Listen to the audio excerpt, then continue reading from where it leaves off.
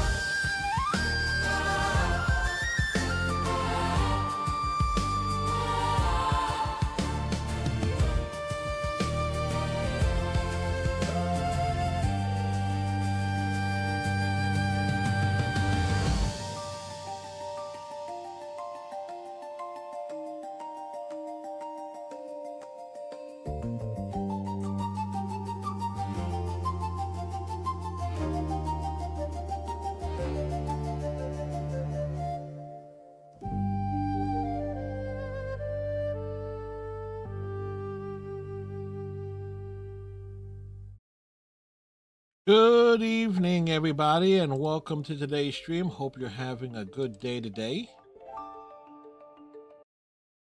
Sorry about that, as we are getting the last things out there. Nice, man. The wrong team is winning. Hey, Striker. The music's just missing some Fred singing. Yeah. Yeah. Well, what can I say? But I hope you, Striker, hopefully you're having a good day today. And I saw what you sent me, Striker, so I do want to talk about that here. Hope everybody had a good day today. I did have another incident with my neighbors today. Imagine my shock upon shock about looking outside my kitchen window this afternoon and seeing a pile of trash out there that is not mine at my back gate.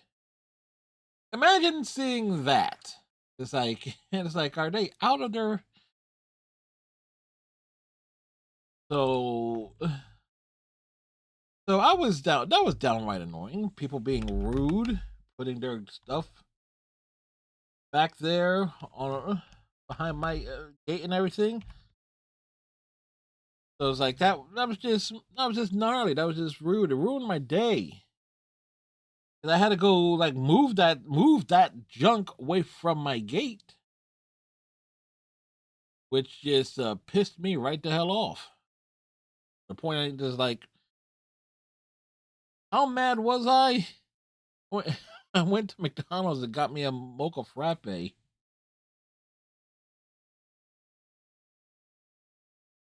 That's how damn mad I was. But yeah, Striker sent me something today. The Striker sends me all sorts of good stuff for me, and I gotta really like to say, you know what? I gotta start using these stuff in the topics here. The number one thing, and this is from like a couple of days ago, from yesterday. Striker sent this to me that it costs $45 to park at Dodger Stadium, right? Meanwhile, it's $17 to attend the Marlins home opener. Now, say what you want about the Miami Marlins, but for $17 is right on par, roughly, to how much it used to cost to go to Veteran Stadium to get like say upper deck seats. We're talking like 500 to 600 or to 700 level, like the upper deck portion. So it's like, okay, so $17, that's a steal. Yes, the Marlins are basically a glorified AAA club. However, that you taking if you go in there with the attitude that you're not just paying to see the Marlins play, paying to see like the Stars or whatever teams come to face the Marlins, that's a freaking bargain, right? The other thing Striker sent me, and this was today, that the Dodgers opening day game is the most expensive game in all of Major League Baseball. It's also the most expensive home opener on record with an average ticket price of $392, which is 55% more than the home opener last season. Just to get in price, $178.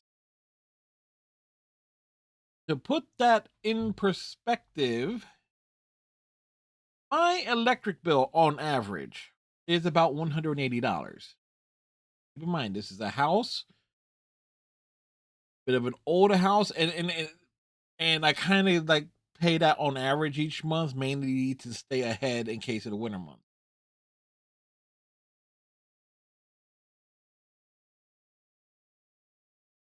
I spent paying 165 for the Blue Jays home opener on Friday. We paid $60 back in 2012. Yeah, it's like somewhere along the line over the course of the last decade, some prices have gotten overly excessive. Let's say when you went, oh, teams are having success, so they're going to charge more. Okay, so what about the teams that are not having success? Um,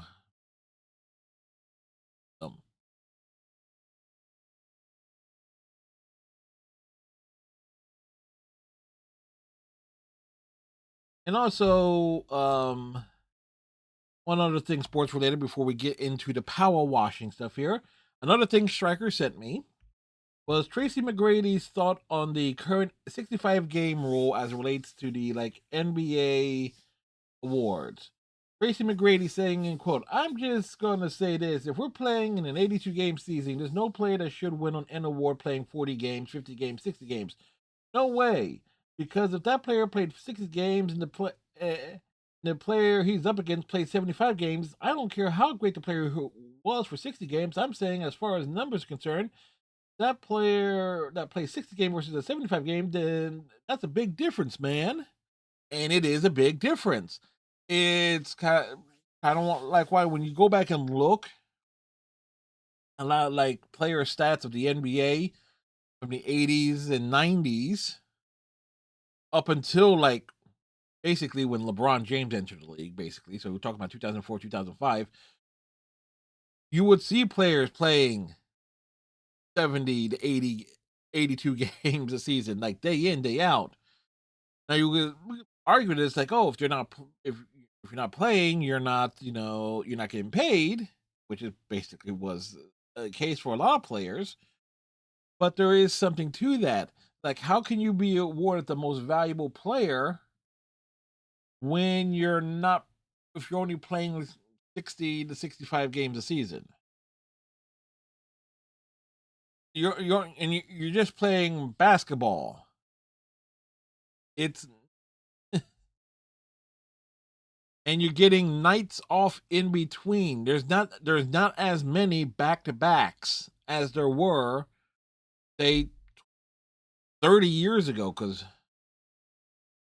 of course Iceman pointing out the Marlins are definitely better than these 5 teams: the Rockies, the Nationals, the Cardinals, the White Sox, the Twins, the Angels. Sorry, Striker. Probably the Rays are worse than the Marlins. Yes, but you gotta put an asterisk next to the Rays, Iceman, because somehow, some way, the Rays always can almost always contend.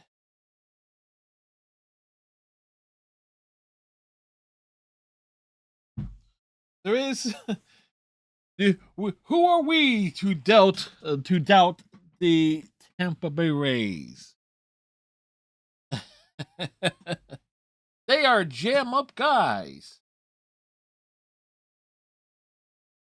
It's a wrestling reference, folks. Don't worry about it.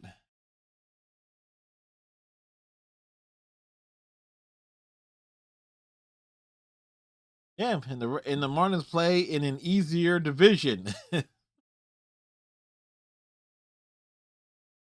Oh boy. So beyond that, so we cover those topics. Uh until they trade the players away. Yes, the Marlins will have a better roster. But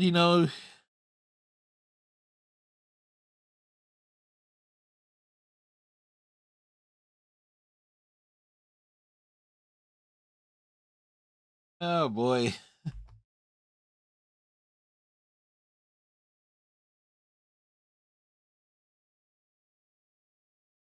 Oh boy. So yeah, so outside of that, and by the way, I do have a water here to go along with this McDonald's beverage that I picked up. And by the way, yes, I have to sip it because boy, this thing can trigger brain freeze like nobody's business.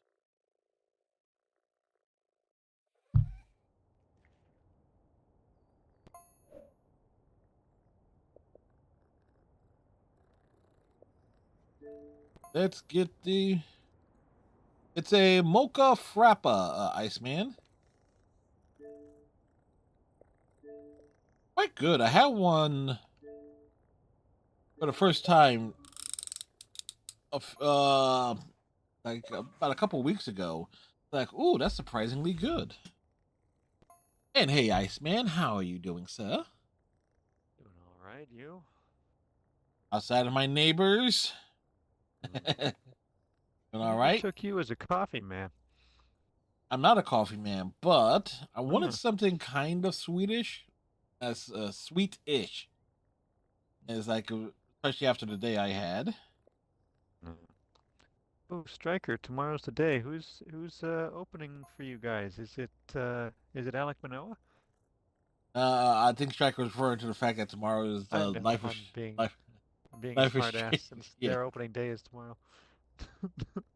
yes, No, it's sorry, I know. but yes, Life is Strange reunion road comes out tomorrow. So I'm looking forward to that. Whoops, I totally forgot how to do. And a new DLC for Sonic Racing Crossworlds, which I'll be checking out on Friday stream. Not Friday, Saturday stream. When do you do Requiem? I don't have that. Expensive. It damn well is. That's why I use my points to get it. Yeah, I use my points for something else, which I'm going to play later in this year. Next. Actually, yeah, I'll use my points on sales and try to get a bunch of stuff at once.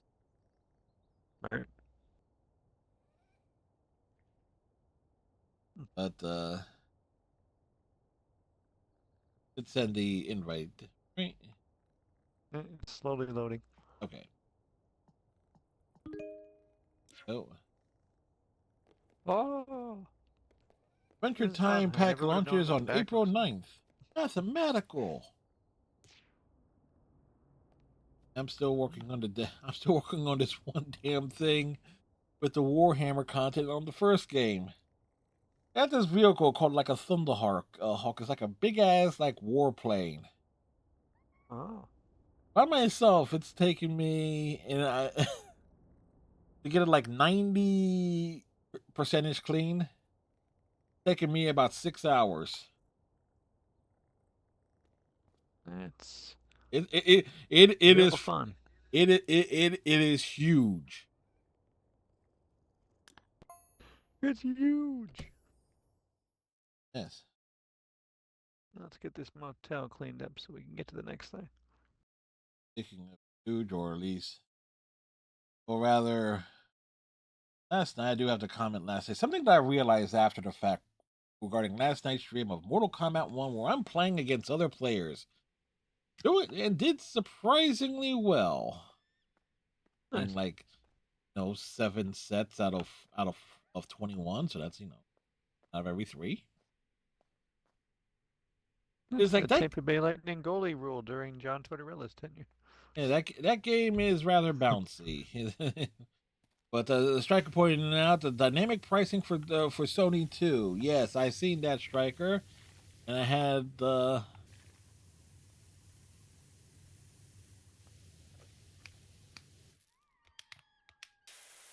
Now there is some question regarding on how. What's the one I'm looking? On how accurate that was, because there is a sale going on this week for Sony games. I have seen that in previous weeks, though. Yeah, but the question is, it's not in North America yet, or at least not in the United States yet. It feels a bit bullshitish. Oh, it is. Dynamic pricing based on people's purchasing habits. Just another reason to not like PlayStation. Yeah, and it's retail in general, because I noticed the same thing with like wherever it is I buy stuff. They want to get your business, but they will like offer you like some like exclusive discounts on certain items that may fall in line with your purchasing habits or something of that sort. Have you seen the glitching, though? Glitching? Well, someone will see it when they pop in. It'll be like, sign in and get this just for you. And then as soon as you sign in, it's like $5 more. Mm-hmm. In some cases, they'll send like an email, but with a promo code or something. Check that, where you get the proper deal. So, I understand it. Especially failing at making me want to spend money with them.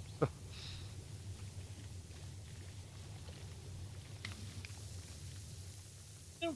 But if I see it better than one I normally see it on, because there are certain games I know rarely, if ever, go on sale, and there are some things that are unquestionably going to remain exclusive to the PlayStation side because of their home market being Japan and everything. Yes, particularly games that you definitely enjoy. Yeah, there are some stuff that I want to check out that are that I kind of have to keep an eye on price wise. I want to. Hey, why not? I do the same I can thing. understand the PlayStation having more value for you because of those types of games. Yeah, I mean, hell, is like it was my look. Let's be fair. It's like Sony does have exclusives, not as many to make it warrant it pay full price for a console. This is like, oh, that's just silly. Especially when compared to like the PlayStation 4 era, the PS5 certainly has not had the major library that its predecessor had. And with major publishers like say Square Enix saying, hey, you know what, this exclusive deal was a mistake, and like putting some of their big stuff on on Xbox like straight away this year. Like, and let's just make sure that that we can get the Xbox players all called up, so we can definitely make some money back off of the next big release of the especially of the Final Fantasy VII trilogy, remake trilogy. Mhm. That goes it goes to show that a console, things being exclusive to consoles, is not always in the best interest of the third-party publisher and developers. Hmm. Today, Metacritic announced that the number one average score amongst the consoles is Xbox so far this year, which was surprising. In terms of game stuff being released for it, because Mm-hmm. I think it's easier for some developers to get their stuff on Xbox because of the Xbox ID program, Hmm. the stuff.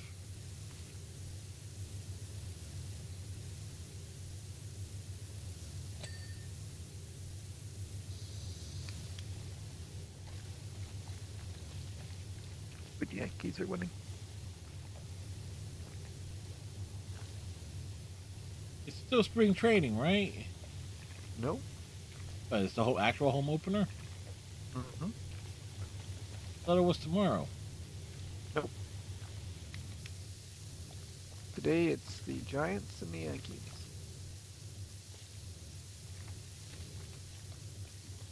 It was 5-0 last I saw. I always did when I always have the weirdest thing. I was like sometimes we're somewhat used to the Major League Baseball season by opening first game being on like a Thursday. Oh, the scheduling has been done by someone with ADHD. Because I the was Yankees. I was nowhere near the offices of of Major League Baseball. You cannot prove that. I don't really have it, but I don't have it as far as I know. But the setup was just perfect. Oh yeah. The Yankees play the Giants today. Then I think all but two series begin on Thursday. But the Yankees and Giants don't play Thursday. And then half the teams that made their season debut on Thursday don't play on Friday. And then the Jays, A's, and then two other teams make their season debut on Friday. The fuck? Is a drunk monkey planning these? Like, what is happening?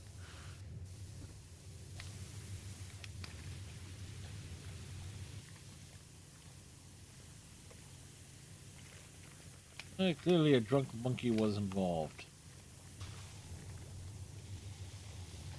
I guess Trump made the schedule. Yep. And already, it's like thousands of American soldiers are prepared to have their lives thrown away because of his small dick and the war he started in Iran. Yeah. All the best to their families. This is truly a needless war.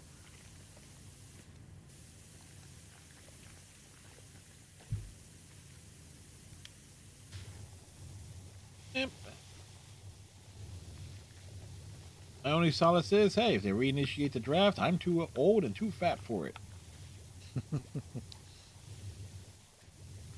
That's been talked about Can't for imagine them doing that. Oh, with this administration, oh, you know what's going. It's been a strong possibility. It was a strong possibility following the events of 9/11.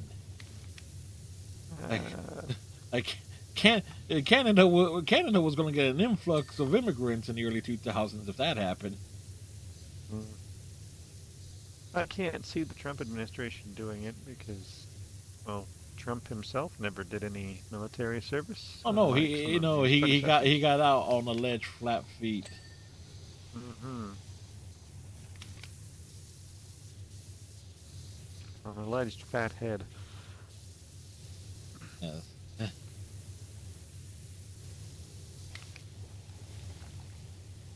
No, I think I just can't imagine he would do it because he's all about voters, and that's not something that's going to encourage voting from the Oh, types of people that he wants his vote from.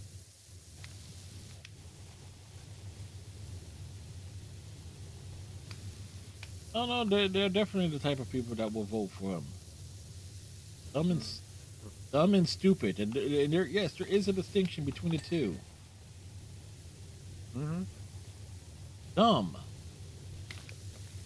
will be Jim Carrey's character in Dumb and Dumber. Mm-hmm. Stupid. Uh, See a pair of dogs in an animated cartoon.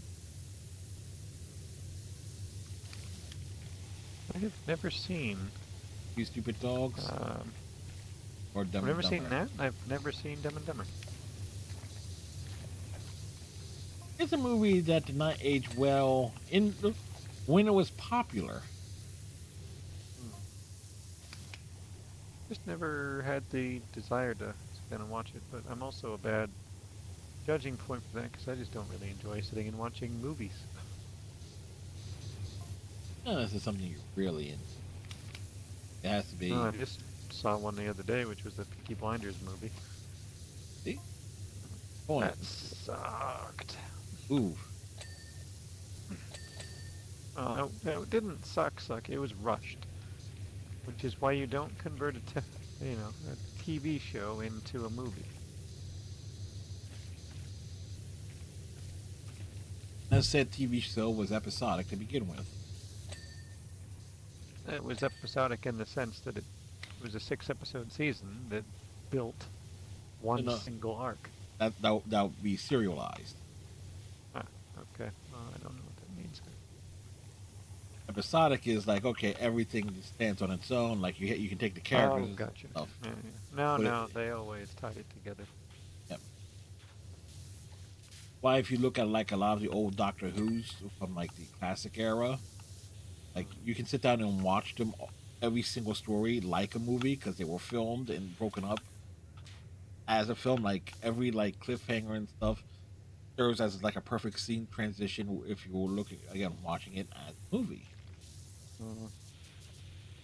Which granted makes some of those old serials a lot longer than to a very very long movie, on par with the Lords of the Rings and stuff like that. Yeah. Damn ladder. Up here to get a damn this damn tree.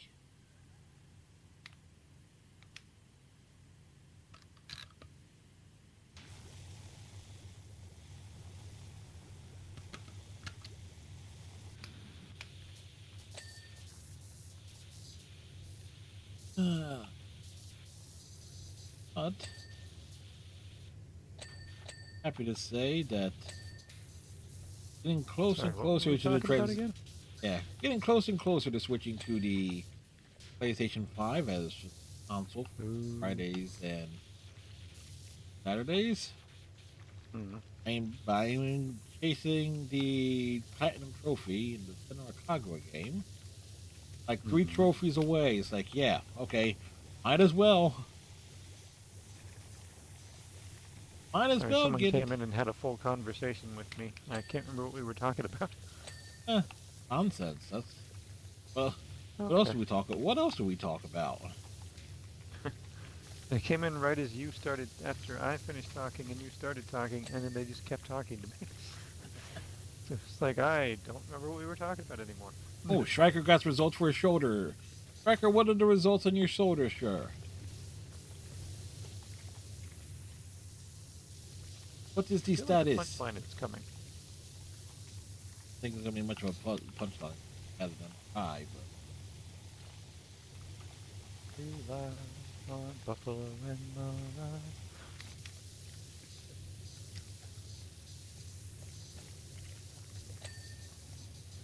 Oh, hopefully it's better than my elbow.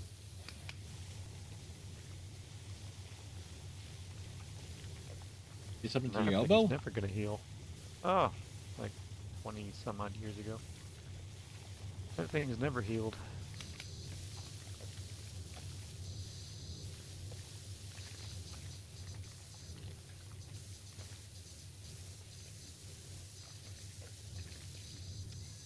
Yeah, it's what happened to my elbow. It's called high and tight. How the hell did you give your elbow a haircut? I was thinking baseball term.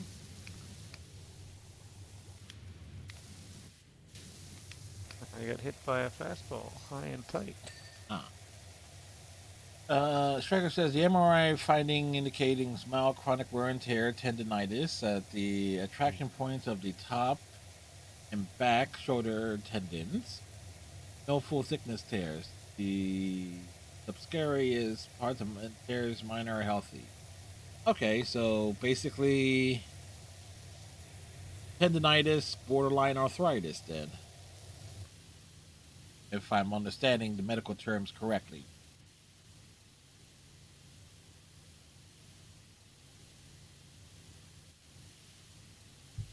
At the top of the shoulder. Like about like about here, Striker.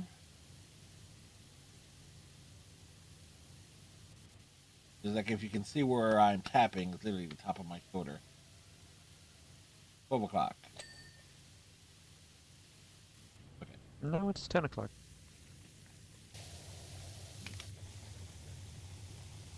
Okay. Yeah, so okay, so I understand what Striker is going through there in terms of that, because I occasionally get like some mild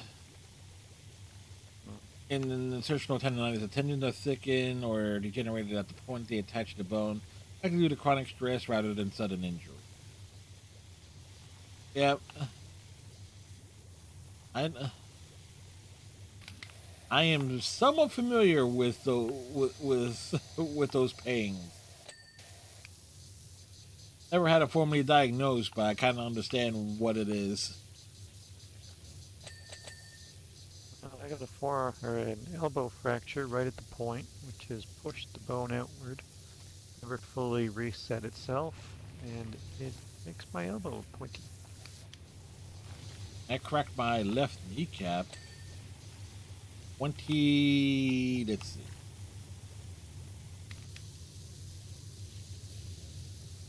And 26 years ago. Oh, just recent. So ever since The, then, could always tell when like get those that pain, that twinge in the knee when the weather gets cold.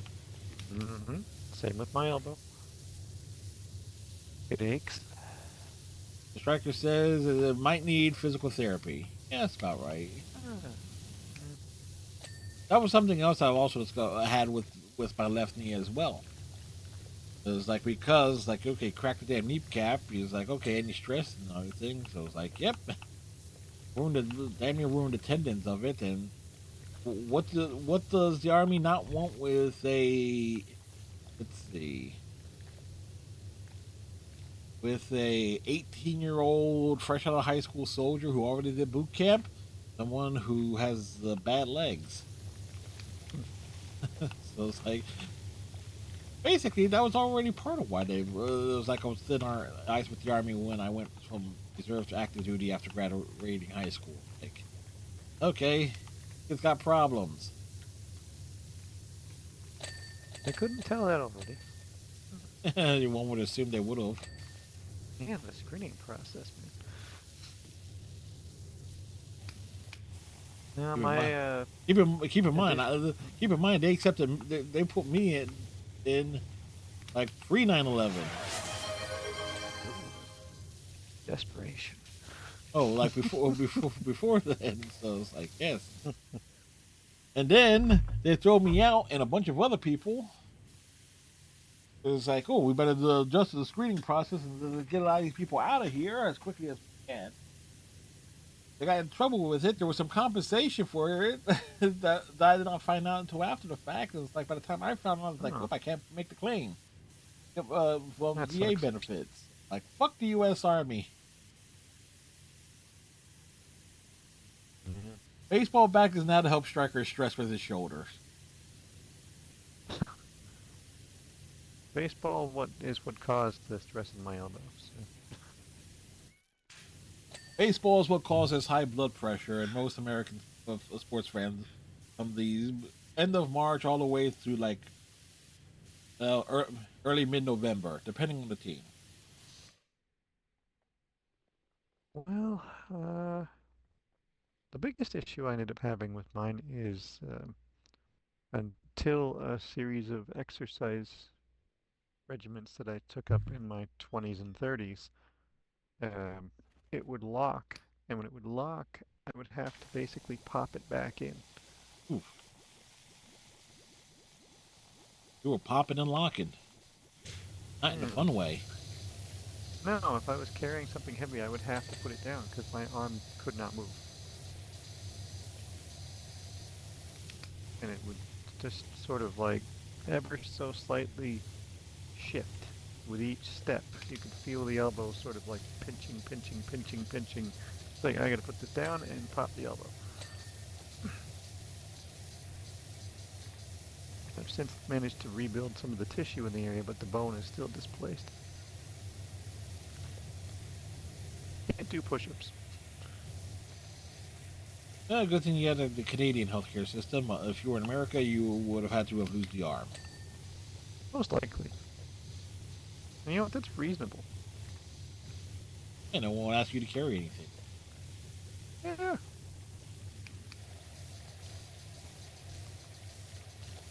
But And, you can, oh, but go ahead. you have to get a modified game controller for your. So, bit of a trade-off there. Man, if I went to Germany, it'd be even worse. It's my right arm that I can't extend out. How the hell am I going to salute people?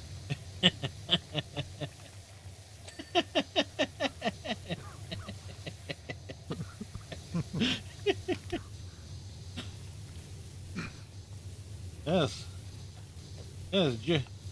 Or drive a car left and right turn hand signals. Mm-hmm. Oh, I'm just totally lost. What am I missing on this door frame? What do you think about the Las Vegas team should be? What do I think the Las Vegas team should be for the NBA? Well, I think it should be a basketball team. Name. Oh. Reasonable. um.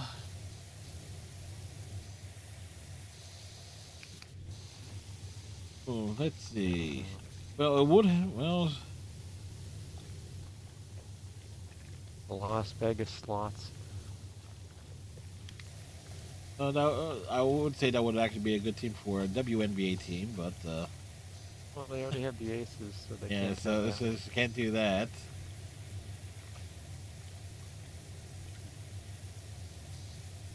For irony's sake, the gamblers. The hustlers. That works too.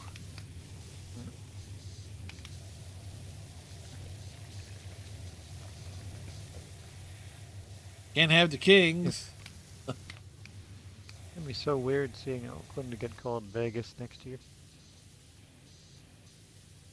But you know what? Bringing back the Seattle Supersonics, they better be called the Supersonics.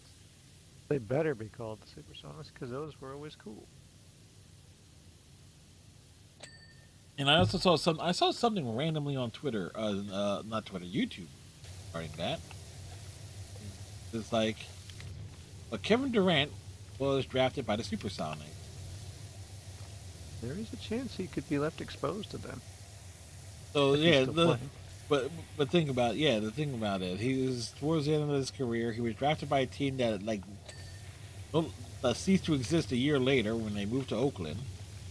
Yeah, I don't think he ever played a game for the Sonics because they moved the year he was drafted. Yeah, so it's like, so to actually fulfill that, the Las Vegas Jokers. That's actually a good name.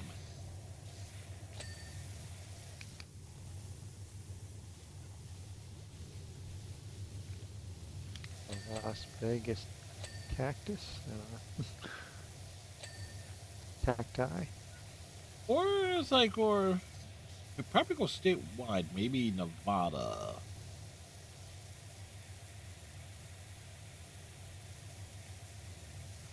The Las Vegas prostitutes. Mm-hmm. You know what? They would have to abbreviate this, but the Las Vegas players and management positions, pimps. Sure. It's look, not often I'm going to use that joke, but it's like one of those, one of those things. There, okay, it's dimension. Falls on this side of the building. At least the lower half. I'm sure whatever name they choose is going to be a crap name. That I'm certain of. Oh look, Just think of the last one they expanded to, the Golden Knights. that'll be the NHL. Mm-hmm. The Golden You Knights. think that the people who name the NBA team is going to make it, is going to do a better job than they did with that? I don't know, I like Golden Knights. As you drop the Golden, it's like the Las Vegas Knights that works, but I don't think anyone. The Golden one is just awful. Yeah, it's like I get what they were trying to do, trying to be cute and clever. Failed miserably. Mm-hmm. Tangle, bangle, no.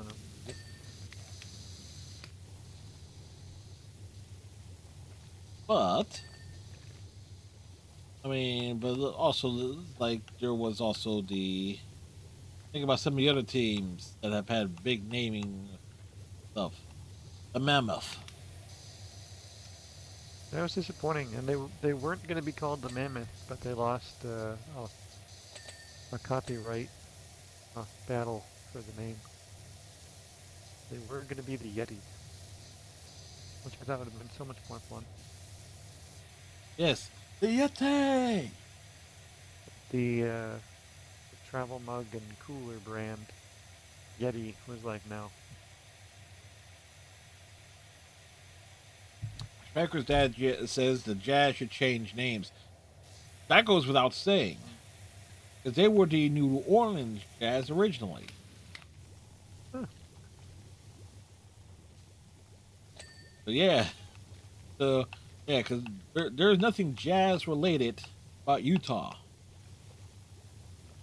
Just be the Mormons?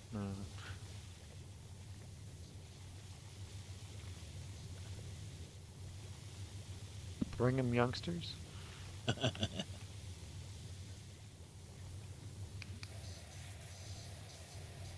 Sister wives. So much about Utah is fucked. Yep. Most of it is like is the the expanded family, but still. I'm sure there are some nice people there, but Jesus Christ. All right, should I be spraying this sign? It's sparking. Interesting. It's the neon sign at the front. Breakfast all day. Fancy. Well, I'll be back over with you soon. I'm almost done doing this side. There, the ground. You have the high pressure gear, so you can get by with just using the water. I have to use opens. Correct. That's fine. We'll get there. Yep. It's a good thing. This is a game that will take a while. Been a while.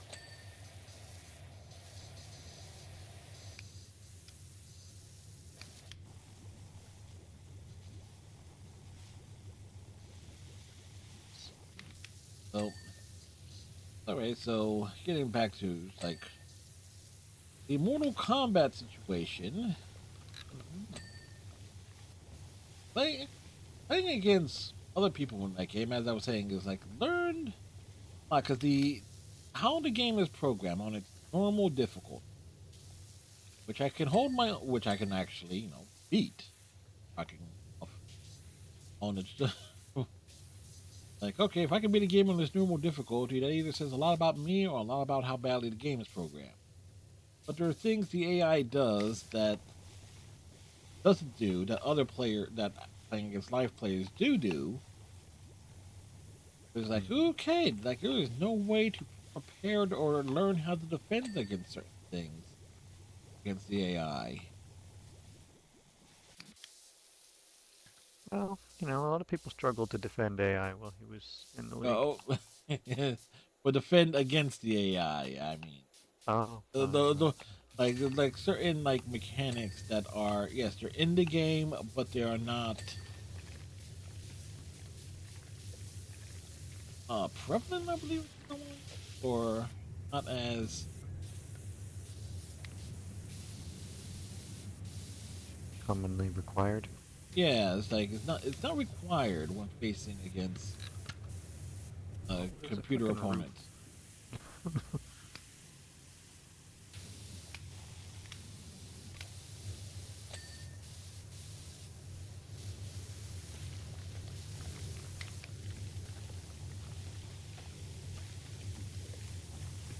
But also, you should remember at one point in time, the Phillies themselves have were renamed. Hmm. Were briefly called just the Phils, Mhm. and they were also known as the Blue Jays.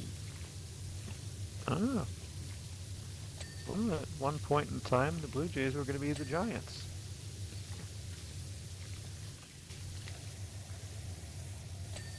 Also, one point in time, Phillies had a minor league team up in Toronto too.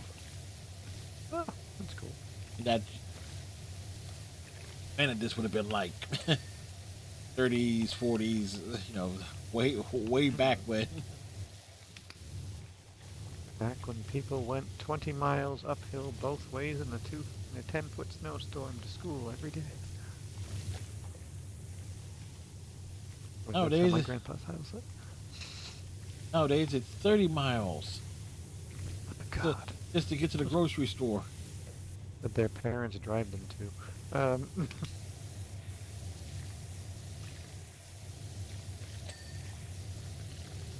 Only time I ever got a ride to school is if it was raining. Otherwise, they were like, get up early and walk. It's basically me almost about high school. Yeah, same. I had about 4 friends in the neighborhood, and we'd meet at the same spot every morning and walk to school. Like I was so far from one school growing up, I actually had to take a public bus to get there. My Because it was cousins like had to do that. They live in the country, though. this is the city, and granted, it was that brief period where I was in a Catholic school before they threw me out. It was like made it to the 7th grade in it, lost out in the middle of the 8th grade. Interesting. Opinions? Yes, Yes. I had them as a young man. I had the opinion. Fair. Yeah, my cousins, in where they lived, the nearest school was 2 towns over.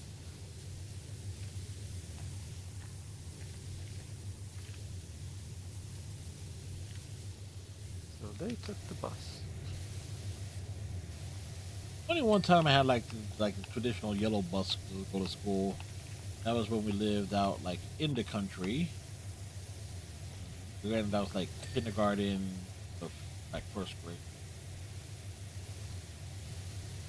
Where the hell's the country in New Jersey? Yeah, you'll be surprised. Oh, everywhere's got it. Everyone thinks that Ontario is just Toronto. It's like, no, 90% of Ontario looks nothing like Toronto. But the good parts of of Ontario, is Toronto. No. Hard fucking no. The parts that most people tourists want to see. Yeah. fall off the roof? So I came down here to start spraying the bottom side Fair enough. of the. Trying to hit like the lower third of these walls without using. You want to do the top of the roof, and I'll do the walls here, seeing as you don't have the distance. And on the top of the roof, you'd be spraying down rather than up. You just don't want me to hit you with the water. Okay, got it. Fine, whatever version works for you.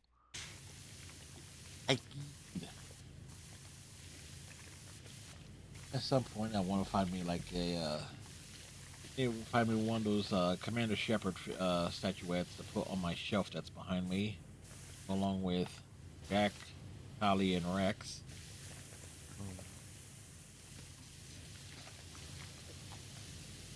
Like a big one or a action figure size?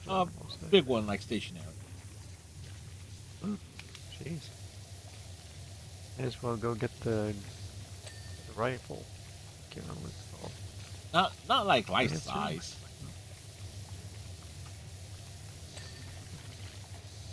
Like you see, I posted the picture in the Discord of the Jack one that I got recently.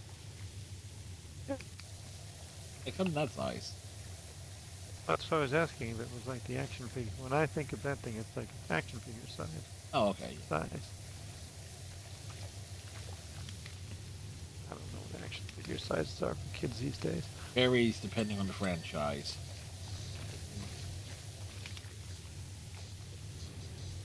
G.I. Joe and figures are still freaking like 3.5, like 3.5 inches tall.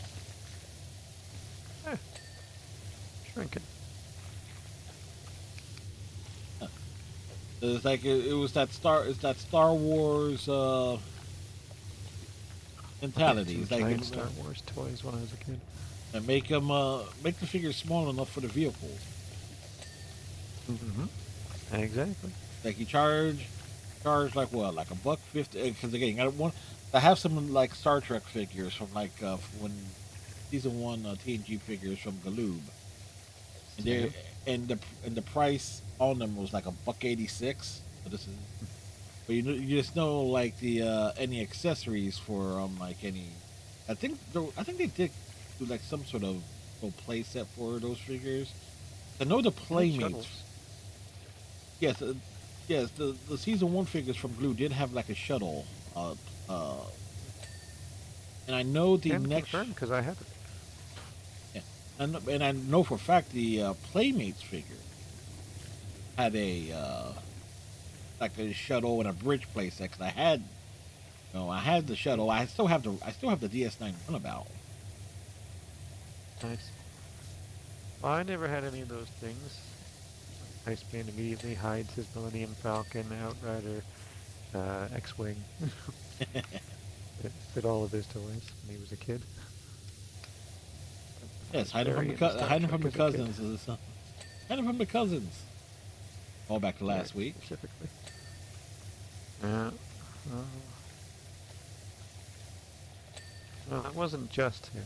I will give some credit to the Clark family, who had 7 kids, and they were tired of dealing with all of them.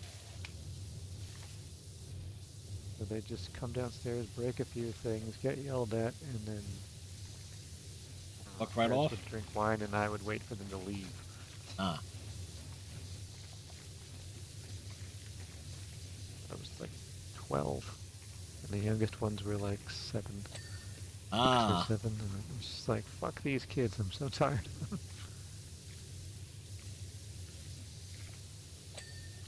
I'll say, I always did like Danny. He passed away recently. Oh, my condolences. Yeah, he was a nice guy. It's not his fault. Like, he loved those kids. He gave them the time. His wife was just gone. But Danny was an executive at Petro-Canada, one of our major gas stations. Made good money, which is the only reason they could afford 7 freaking children. When he got home, he'd cook dinner and get everybody squared. I didn't do a lot that I ever saw.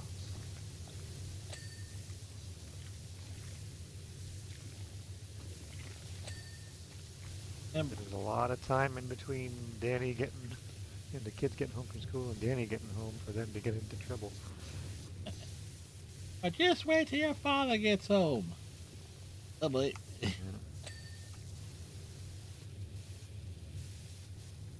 I only ever got along with two of them. Yeah, 2 out of 7 ain't bad. Like 30%, give or take. I think Garrett was 2 or 3 years younger than me, and Adam was like 4 or 5 years older. Ah, And those were the two I always got along with. alright, so those. Alright, similar or older. Adam was always doing like whenever I hit my teen years and started to think something was cool, Adam was already on it. He always had like all the good tapes and games you could try out. Garrett just loved sports as much as I did. That's He was nice. the first person to get me into fantasy sports. Ah. Well, he's to blame. This was when I was like, teen. But magazines would still come out like it for every season, trying to give you like the pro insider tips. They still do that. I still buy them. And I admit I bought a few. Like, I just got one for the draft. a lot of those things I like for is like, okay, here's like the projected lineups. Oh, that's garbage. Forget that. I always like seeing what their projected points are, just so I can laugh at the end of the year. Yeah, the predictions and everything. Yeah. It was those magazines that made me understand in one line from Major League. It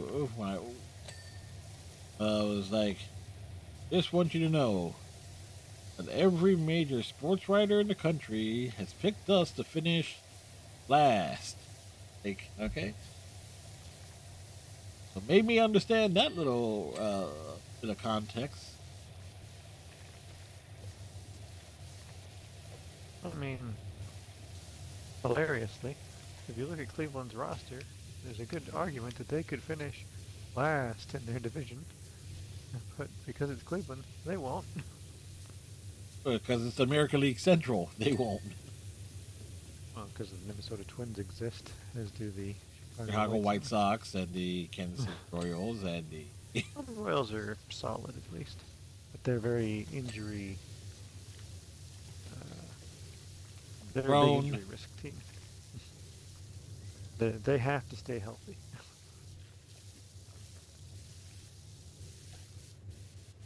All right, Striker is asking, should he get Resident Evil Requiem? Yes.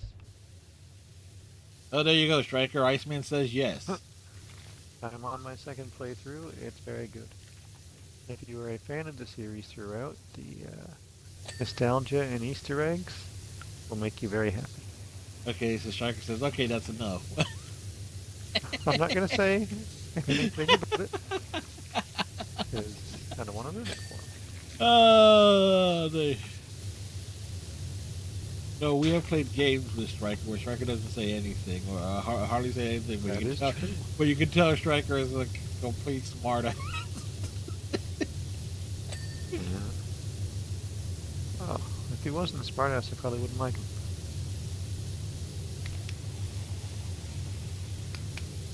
No, that's why he says, like, oh, he's trouble. Yep, he is. Well, keeps me hydrated when Captain Cylon is here.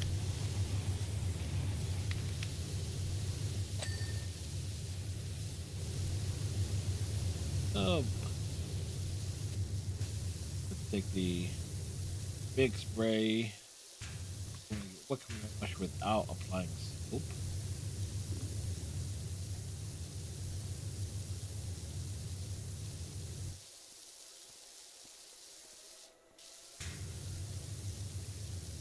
Yep, looking forward to Resident Evil Reunion tonight. Mm-hmm. Just to see how much of a rant I'm going to need to go on regarding their handling of temporal mechanics. What game is this? Life is Strange Reunion. Oh, I thought you said Resident Evil. Uh, Resident Evil Reunion will be like the return I of was like, huh? so Resident Evil Reunion would be a game where you will see Claire Redfield, Rebecca Chambers, Shiva Alamar, and every other character that's been like a one shot or less, but hasn't been Evil was acknowledged. cool. Steve Burnside. Well, he's dead. Oh, good. Yeah, he dies in Veronica. I've never played Veronica. I have. Iceman has Resident Evil on his mind since the Yankees get to play today. Sure. Oh, I'm just relaying with Striker. Yeah, I don't get the context, but sure. Okay, Yankees, Blue Jays rivalry. Yeah, at the moment, baseball is baseball.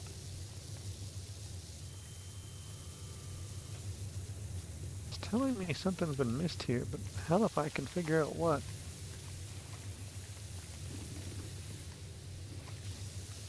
Oh, I was all over that damn sign. It keeps doing the circle when I walk near it, right at the pole. Oh well, whatever. Moving on. If something is there, it'll be like the one. It will be addressed. Can you spray the top of that lamppost from where you are? I can't get it from down here without getting the ladder.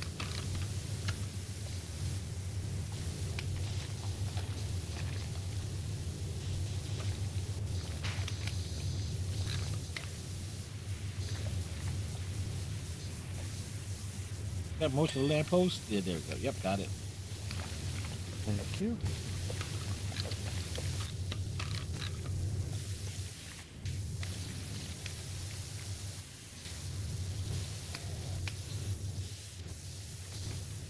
I'm looking forward to. Speaking of baseball, I have determined what will be the first official game of the PlayStation 5. So the question is, Iceman, do you know about the greatest fictional baseball player ever? The context of video games. Well, no. Better guess not. Legend that is Pablo Sanchez. No. So there was a series of games called Backyard Sports, like backyard baseball, soccer, basketball, and so forth. Now, the baseball one is kind of like the one most people draw like the most fond memories of, and because of the one character of Pablo Sanchez, nicknamed the Secret Weapon because he was like the best player at everything. So it's like I have never played one of those game in that franchise, but you know what I decided? Yep, get the PS5. That'll be the first PlayStation 5 game. Nice. What if we gotta? Riker says, "What if we gotta move your game where the main person is like Steve Urkel, but he's an assassin?" Technically, there is a movie like that, The Man Who Knew Too Little with Bill Murray. Be a terrible video game. And the humor might get a bit old, but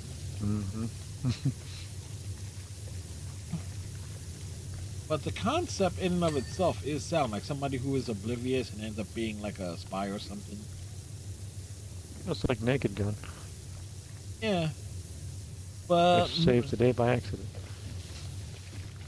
I would say Naked Gun is a good one, but it's like Frank Drebin is a cop, so it's like he's kind of like in the know of that anyway. So the man who knew too little, the whole thing is like he thinks it's all a show, all a performance. Which is a very funny movie.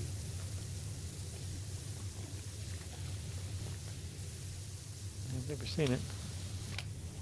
You might dig it for like some for some of the surreal stuff. It's not that long. It's not a movie that overstays its welcome, and it's which again, which is saying a lot for, and I have to say that for because of comedy is always subjective. Mhm. I don't know what it is. I loved going to see movies when I was younger. Because going into theater was really the only way I get to see them, other than when my cousins rented them from Blockbuster when we go to visit. They always rent a video game and a movie. I will dare So say that, possibly the experience of going to the movie theaters has been marred because if COVID told us anything, is like, yeah, there are going to be some people who are just not going to pay attention, and it's like, why would I want to pay for the experience of being in a theater with a bunch of people I don't know, eating overpriced or stale-ish popcorn, mm. a chair that's not exactly comfortable. Oh yeah, I wonder what your chairs look like. Depends on the theater. Ours are all like recliners now. It really depends on the theater. Some theaters that are kind of like still got that mass, squeeze as many Mm-hmm. people you can into the theater mind, into an auditorium mindset. Mm-hmm. Then you have others which are uh, have where you have to make reservations and such. Yeah, those, you know. But almost all of them, even the regular style ones, seem to have the recliners with heated seats and crap like that. Well, you got heated seats. Mm-hmm. Oh yeah, makes sense. Welcome to Canada, baby. Well, also, especially at the VIP ones, they're bringing drinks to your table. So, in order to stop you from peeing and missing part of the movie, you need to stay warm.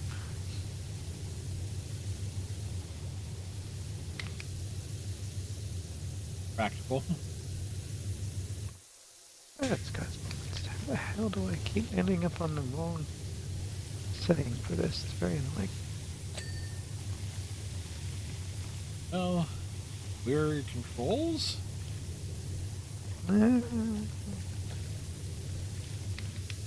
I've been trying to play this with Resident Evil controls. Ah, Not productive.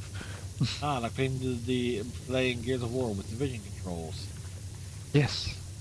And I keep trying to change guns with the Division controls, by the way. In Resident Evil.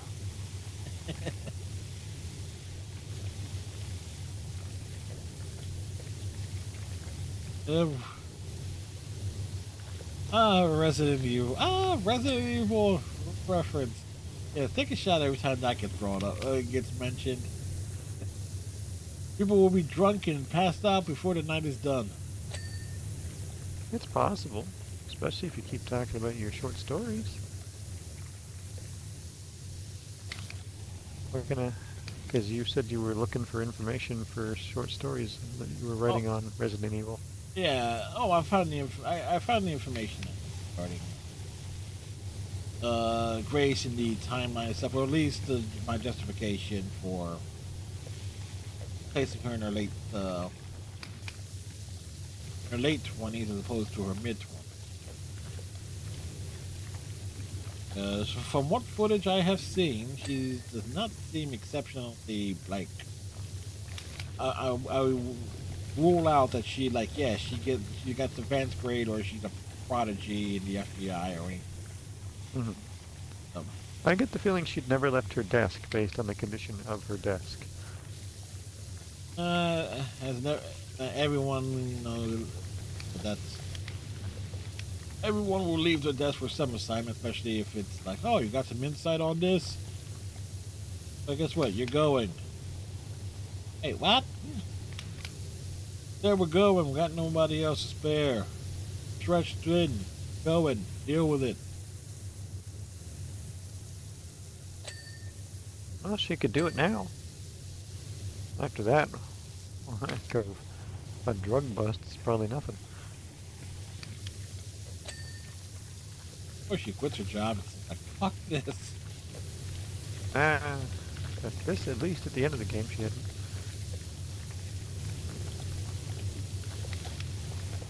ended the game the way it started.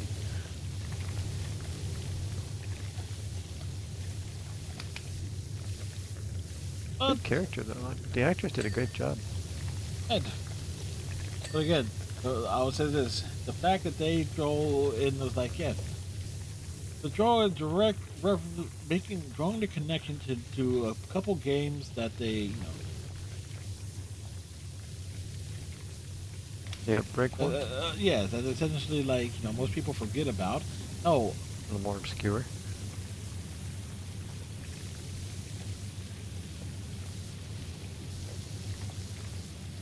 roof panel. Oh, Yep.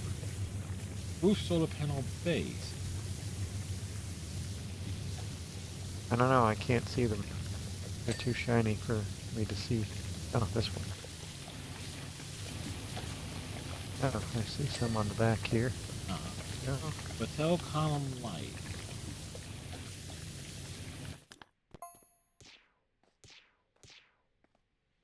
Okay, Why so can't I move?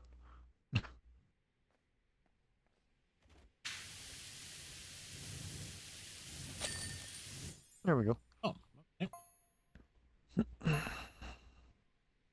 All right, so not bad. Now we're on top of like what the Previous hour we'd already put into it. 40 some odd minutes last week. Yeah, the Leafs can't do anything right. Now we're winning again. Uh, to the home I base. don't know. Also, up the achievement list. The cheese pump. I think that we had already said the next one had an achievement to do. I just can't remember which one it is.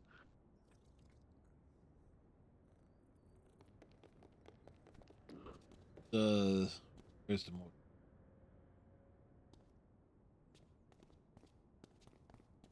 Right there. There it is. Sign. Mm-hmm. All right. So let me check the shop as well. Wash your equipment.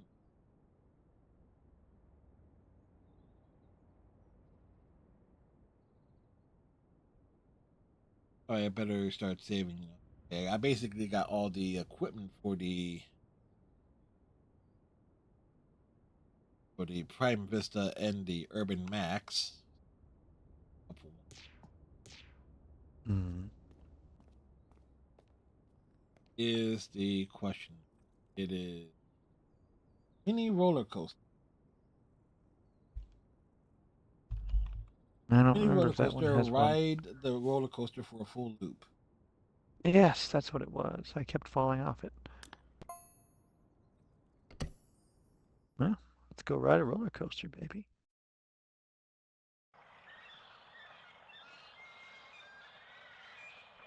Welcome to the Monkey Ham Recreational Ground.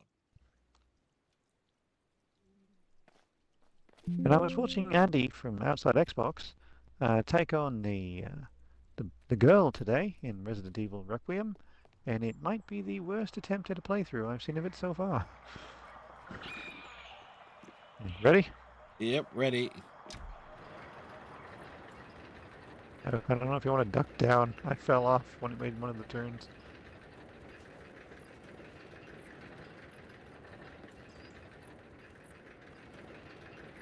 Whee!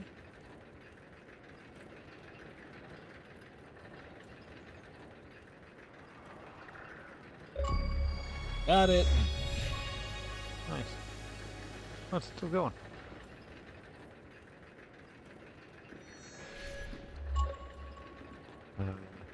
There's no button to make it stop, so I don't know.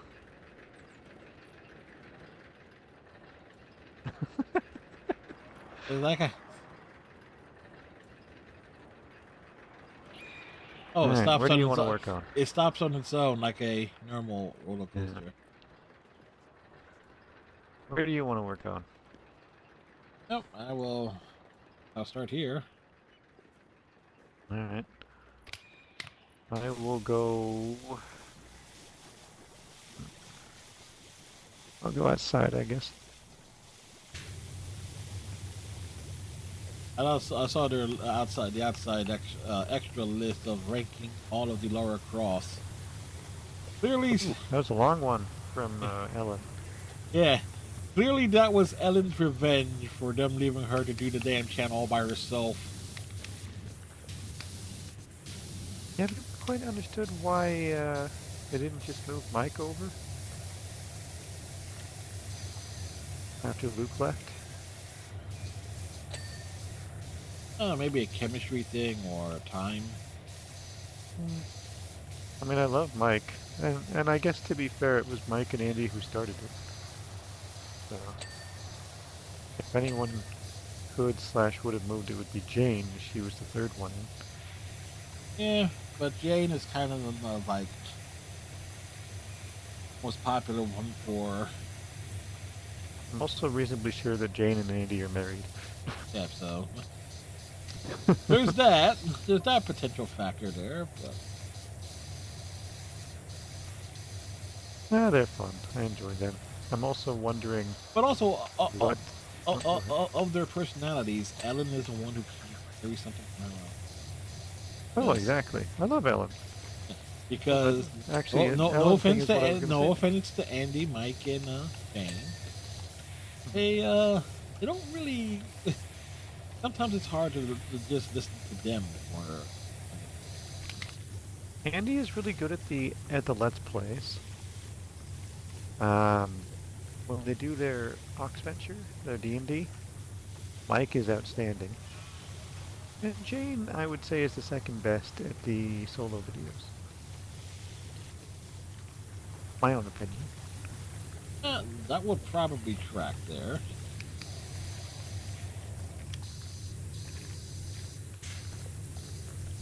Each one of them has their strengths. I know Mike and Andy both worked for Xbox Magazine before they launched their channel. I think that's how they met. And there's also the thing with regarding Ellen is like it has that quirky enough personality that makes you go, Oh, yeah. yeah. Oh, we all love Ellen. I hope we all love Ellen anyway. If you don't love Ellen, then fuck off. Just don't watch the channel. Yes. Not to mention some of her like Ellen's what was it, Horror Academy stuff. Oh, Ellen's Fear Academy. Yes. Well, that was in relation to the thing I was going to say when you started ranking them was all I can think of watching their playthrough of Requiem is what part are they going to make Ellen play in October? All of it. No, they only make her play one part because she won't play the whole thing. Probably just the intro portion. I guess it'd be either the intro or the underground. They did say that she's terrified of spiders, and there's the spider sequence. Oh, she is. She did there's a whole video of that regarding her. It was like one of the stuff that I don't blame her for it. It was one of the show of the weekend ones before I left. Luke. Yes, before Luke left, it went through. It was like almost like a site, like okay, reaction to each different type of spider enemy or from different games. Luke has his own channel now, but he's mostly playing Soulsborne games. No offense to Luke, I like him, but I'm just not interested in those games. When he plays something different, I'll watch it.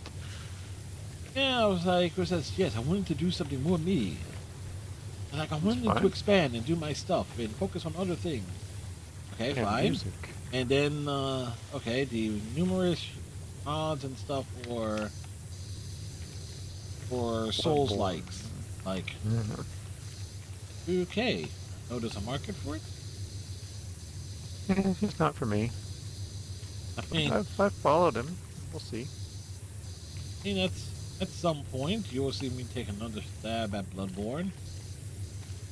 And I got one.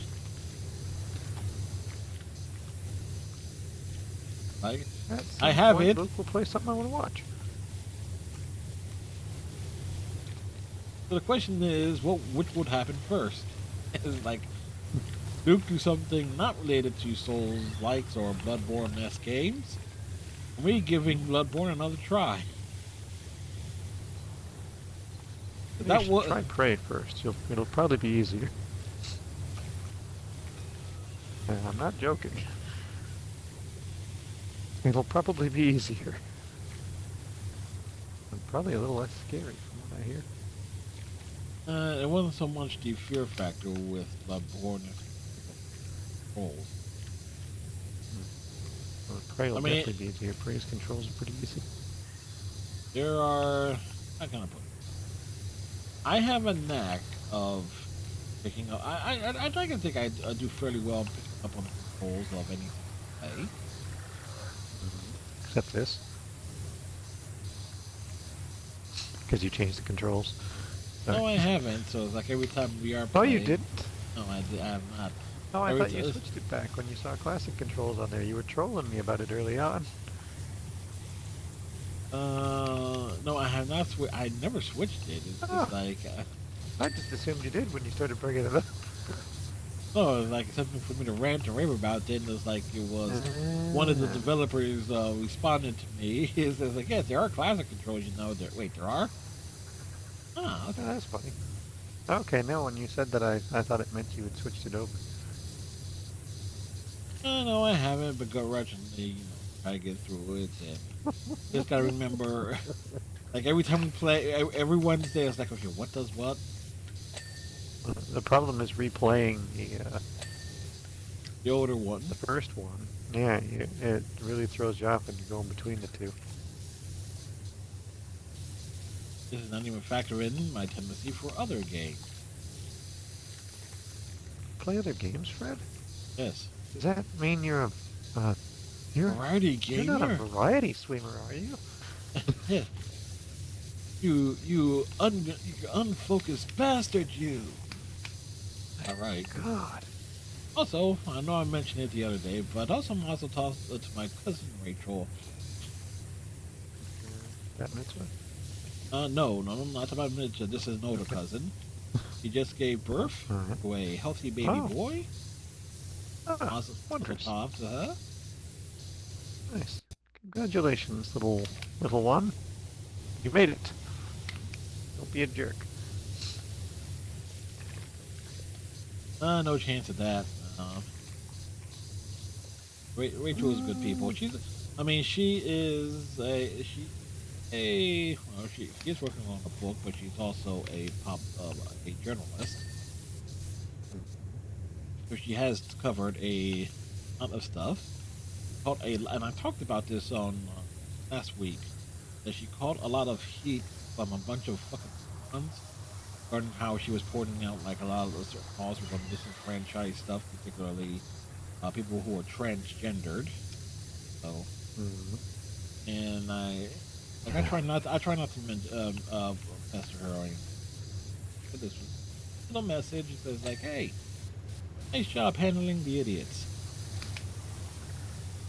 Yeah, they're everywhere. So. But yeah. My dad can't stand her work or opinions, which is like, There's a bonus for you, I would assume. yeah.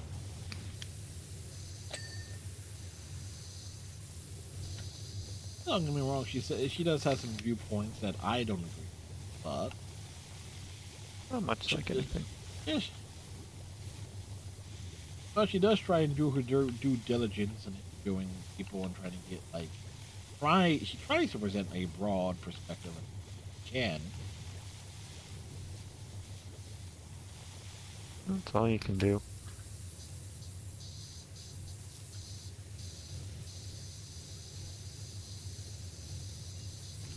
Yes.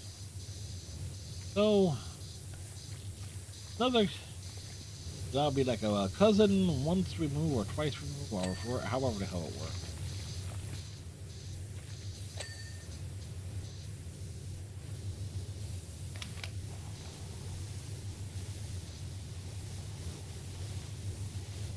I've been trying to figure out how my South African cousins work my whole life. It's an odd relation. It's not things. Even if you have the family tree, if you're looking at the family tree, Mhm. and you go back My far enough grandpa's into, second marriage, the grandkids of his second wife. They're not really blood. I've always called them our cousins. oh, they are. If they are, wait, any of them were his grandchildren, or No, okay, cousin through marriage. they were his grandchildren in the sense that they never met their grandpa because he died before they were all born. Yeah, So he was the only grandpa they knew, but yeah, not the one that they come from. yeah. Uh, Later through marriage, but that's about it. Yeah, same with Lauren and Brittany from my aunt's third marriage. It was her husband's kids who were already like They were 15 around. and They were 11 inherited. when they came across her. Boy, Jim and I had problems. He and I almost got in a fight during a family gathering. So. Devils fan? No, he's just a cunt. Oh, fair enough. He was, he was being very verbally abusive toward Karen, who was dealing with a decade-long battle with cancer that she eventually lost. And he had had multiple strokes, which had left him unable to drive and agitated much of the time. But I stepped in, basically in between them, and was like, "Get out of my kitchen." And he kept talking, and I was like, "You're not talking to my aunt like this in my home. Get out of the kitchen." Good on you, Seth. I understand that you have your own issues as well. It's not just her. And I've been patient in this regard, but you're kind of a cunt. Sorry, I shouldn't probably utter that word so aggressively on your channel. It's like, hey, I'm about to say, it's like, okay, like, and to think about the way you would have taken that. Not just any cunt, sir. You were a cunty cunt. Just go all in on the absurdity. He did give us one of the funnier birthday moments I've ever had. On my 19th, I think, birthday.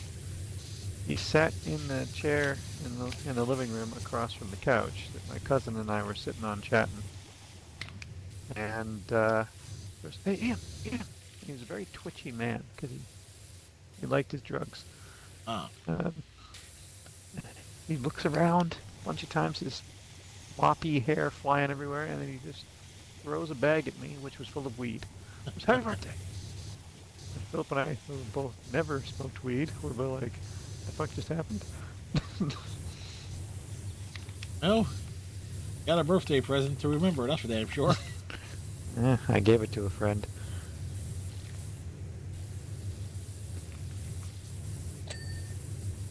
He smoked it.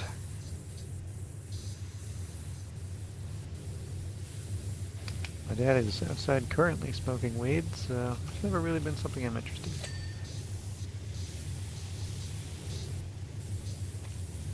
It's there. It's like it's a relaxant for some folks, though. Yes, that's how we always viewed it with him, because he was a heavy alcoholic.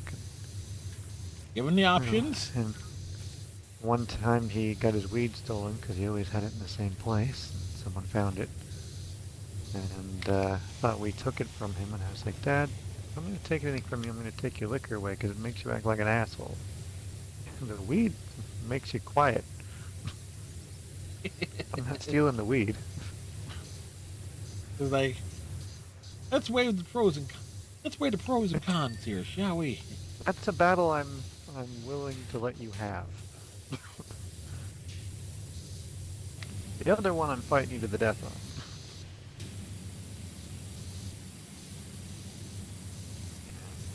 Never liked Jim, but I guess he was the best of Karen's 3 husbands, in the sense that he was never abusive,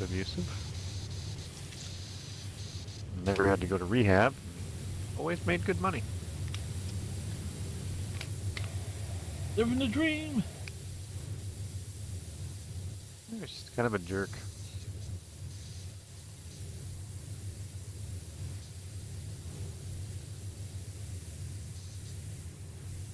I really, yeah, I was say this. They really did get creative with some of the jobs in PowerWash Simulator 2. Yeah, this one's kind of fun. Some absolute ass angles that are coming up though in this one.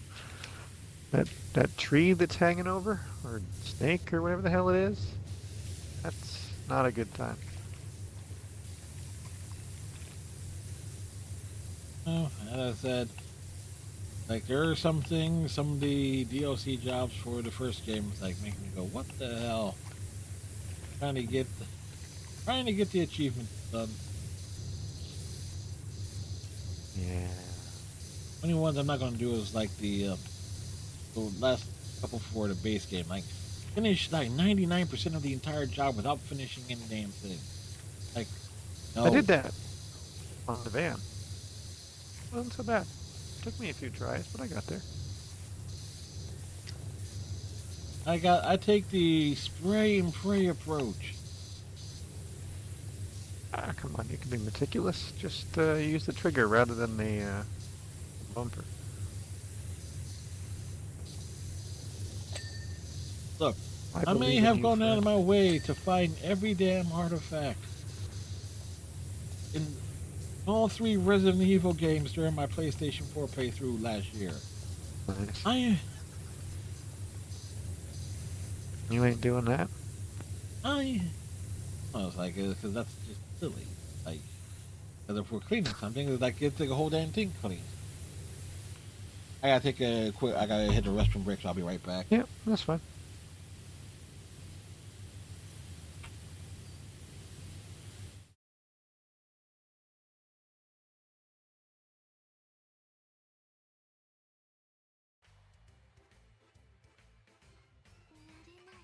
I'm scared of people I don't know. Oh, is that true? You don't need to be nervous. I'm not scary at all. Yeah, until someone grabs your halo.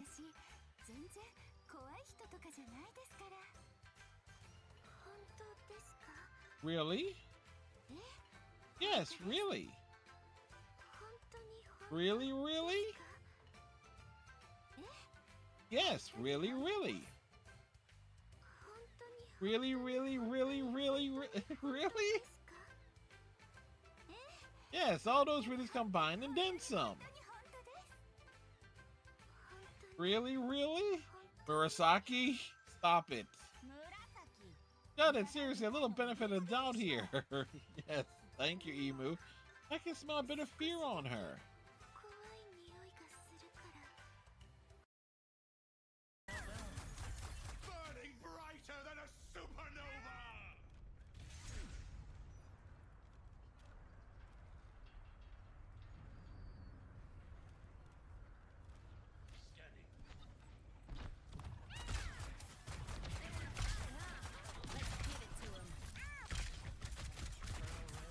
Inevitable, as all things are.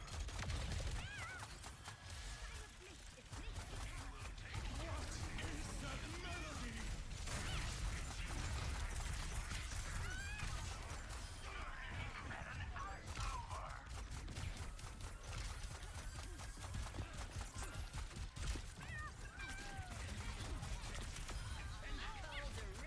Catstrack fever. Ba ba ba. To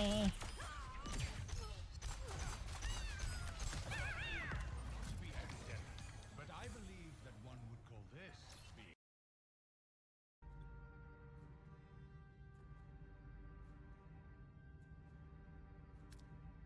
The chase is over. Good. Now I have time to do what must be done. Eradicate you and your ship. End transmission. Battle stations.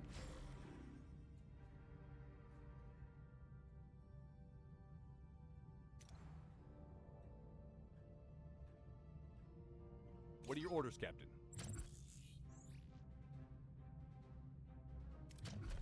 Moving to attack the front, Captain. Ability ready, Captain. Ability ready, Captain. Enemy shields destroyed, Captain. Moving to attack the starboard side, Captain.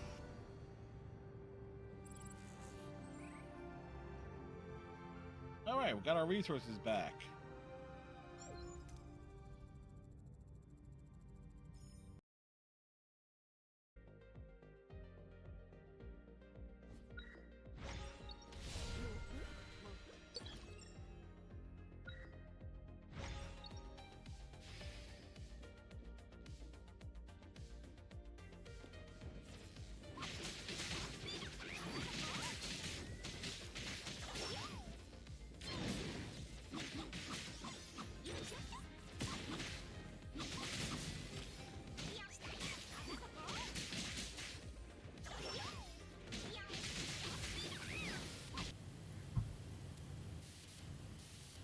All right, and I have returned it. Welcome. What are you buying? What are you selling? One day I will put a conscious effort into finishing that game. Today, not that It's day. not that day. I just don't like it. Sorry, Resident Evil purists who think it's the greatest thing ever. There's nothing even scary in it. Other than the regenerator. At I least think- Resident Evil 5, which is also not scary, it can be played with a friend, which is then fun. Wait a second, you saying there's nothing scary in Resident Evil 5? And explain your reaction to the spider section. You know my feelings on spiders. I'm still on the spider and the bloody second playthrough of Resident Evil Requiem. Been there for like a week, but I also haven't turned the game on in a while.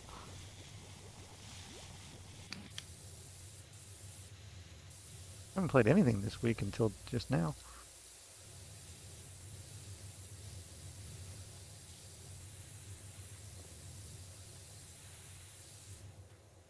Yeah, I'm looking forward to.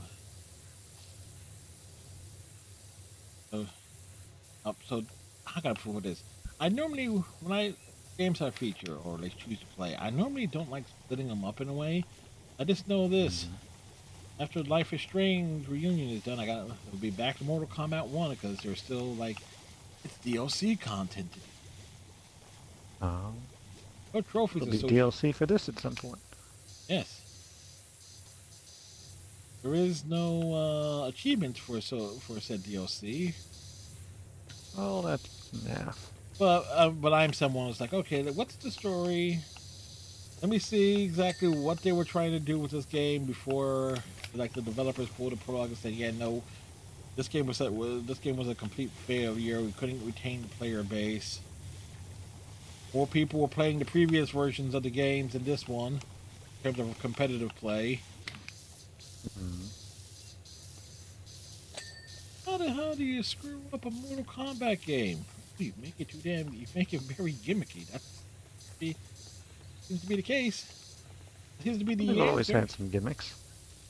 When you have half the roster, because it's a traditional one-on-one fighting game. So when you have half the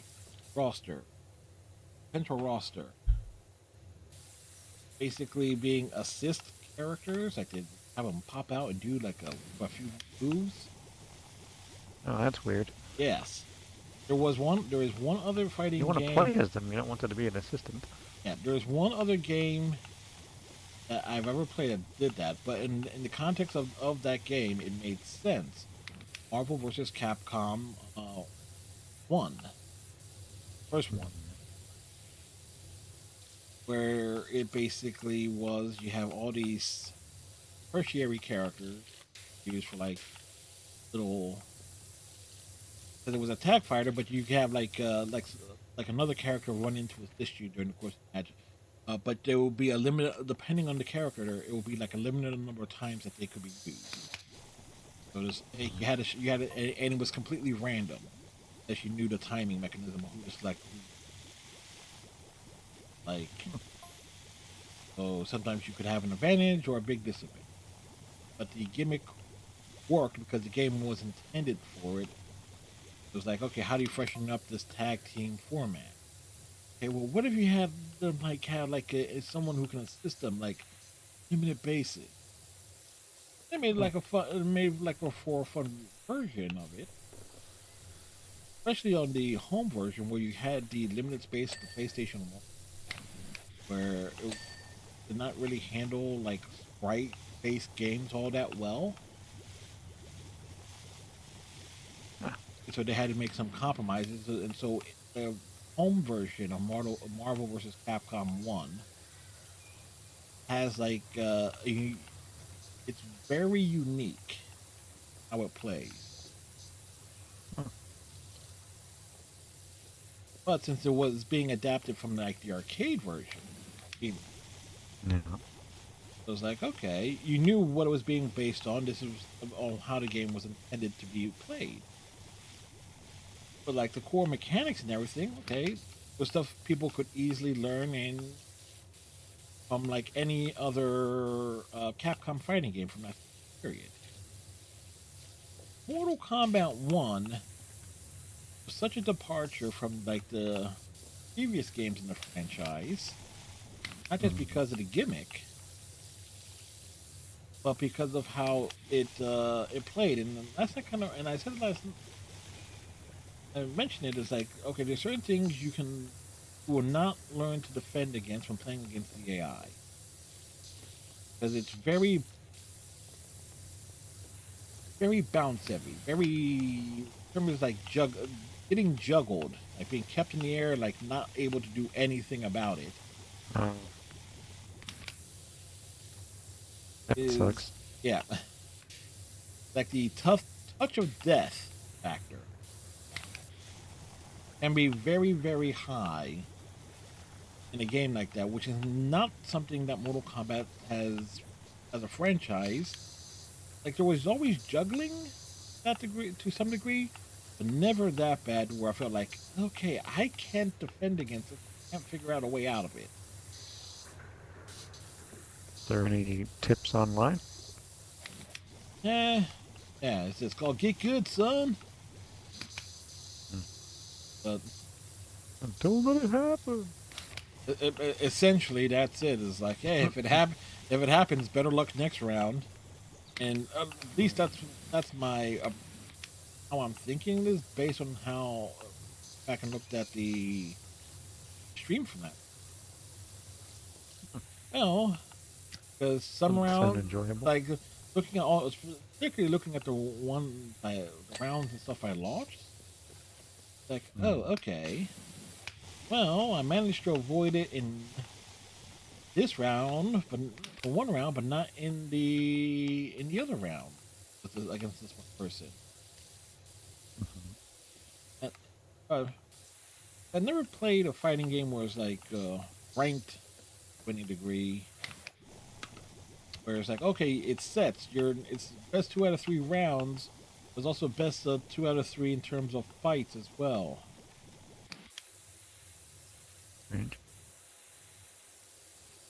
Makes sense. It's like almost like tennis rules. Like sets. Okay. Yeah, literally. Hence the term. It's like, yes, it makes sense. Oh, if you said sets, I didn't hear it. Yeah, I did. Oh, sorry. Yeah, I know tennis well. I was going to try to find like another sports analogy, but that was the only one I could. No, that's a good one for me. I played a lot of tennis.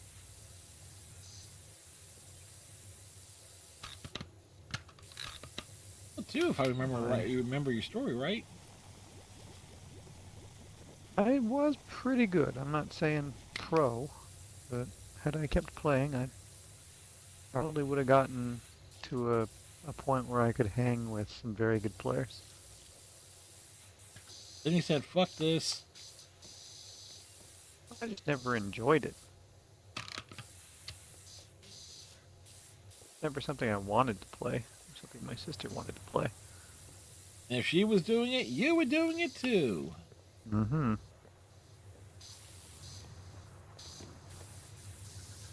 That's right, folks. We bring it all back around. If you listen every Wednesday, you know. You can always tell when something is being referenced. Like, hey, tell the tennis story again. Tennis story. You know the tennis story. I'll never stop telling it, damn it. Out of pure spite. It's like, you know what? I was made to do it, and I was better than her. Molded by it. Ah, she was pretty good too, I'll give it that. After a certain point, I was like 13, 14, and I'd passed her. My point being, this is like, I think I made my point off of that. That's But right. I'm also extremely competitive. Yeah, it's like, hey, you know what? If I'm going to do this, Mm-hmm. I don't want to play just to F around. I want to win. I want to win the rally. I don't want to win just the game. I want to win the rally. I say I got the broken rackets to tell the story. you went full Andre Agassi, huh? Oh, I'm a ginger. We have a reputation. We are a grumpy bunch of a-holes. This proves you got souls.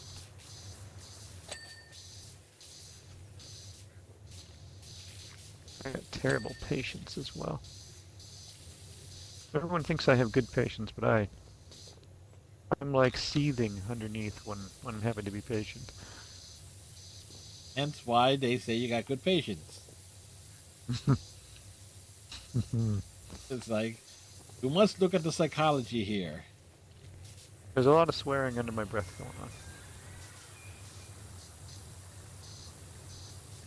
Took me a second to realize every time I come back into the start point for the roller coaster, there are seagulls being heard. What the hell is that going? What the hell is that sound?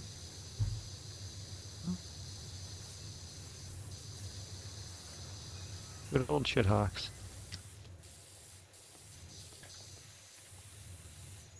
As opposed to pigeons, rats with wings. Oh, the cobra chickens. Cobra chickens?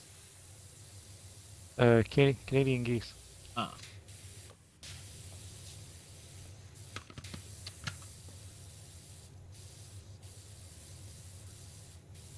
Little bastards have teeth in their beaks.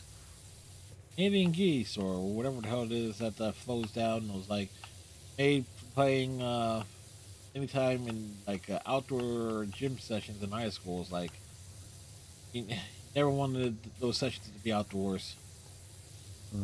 Always, somehow, always in the spring, geese all over the damn fields. They're the worst. And because it's one of our national animals, you can't hunt them. But there's like fucking millions of them. We could feed the homeless with these bastard birds. Oh, don't worry, they get hunted. There's one stupid enough to end up down south. Oh, there's tons of them down south. I know the little jerks head your way too.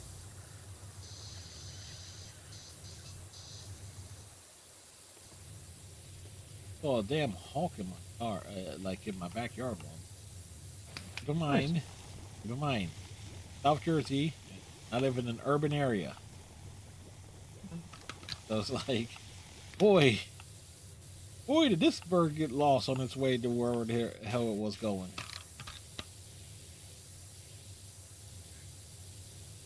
Yeah, every once in a while we get hawks. We're in a suburban area which is pretty heavily populated. It's like 120, 130,000 people. But we're like 30, 40 minutes away from Toronto, which is like 7 million people.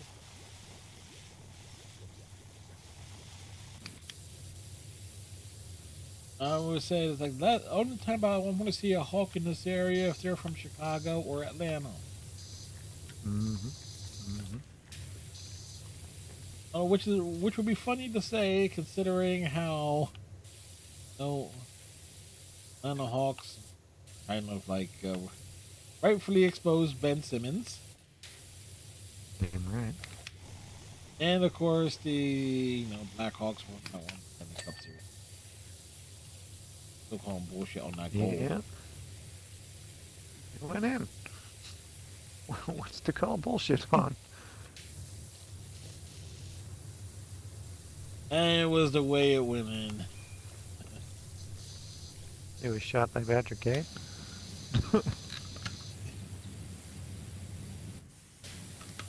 The hardest shot he's thrown or taken since that one he did with the cab driver with his brother. And what can I say? Philadelphia sports fans, we are a bitter bunch.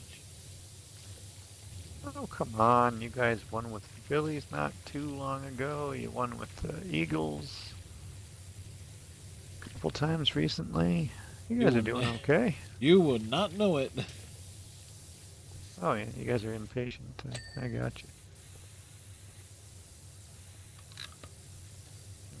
Overall, like, Philly sports isn't doing too badly. Yeah, the Flyers lost in the final, but at least they were somewhat recently in it.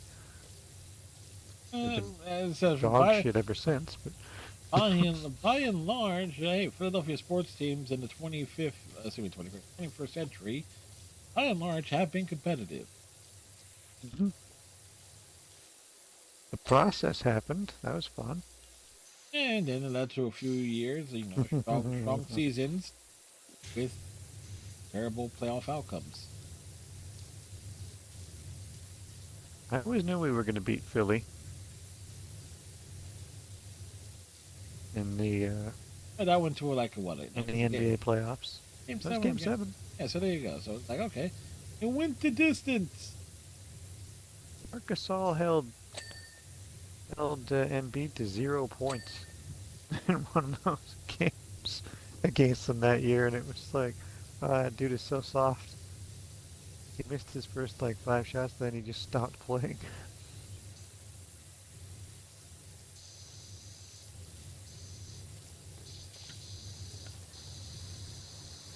I remember, was Jimmy Butler on that team? No, he wasn't. Who was it that took that shot?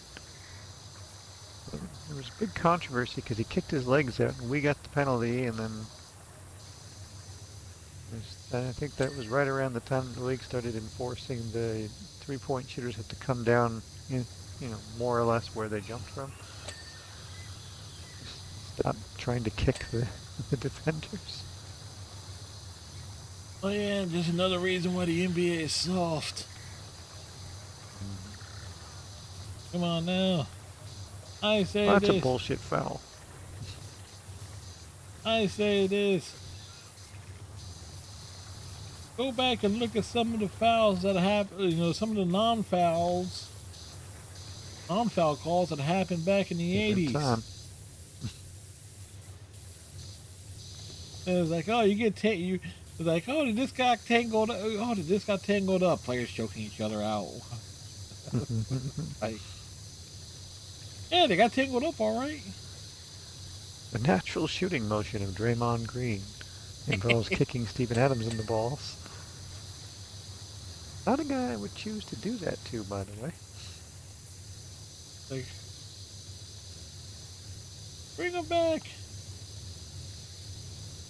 I like Steven Adams, and I feel like he's one of those true tough guys, like a tough guy who doesn't need to talk about how tough he is because he knows he's tough. Yeah, there was something I saw also on YouTube.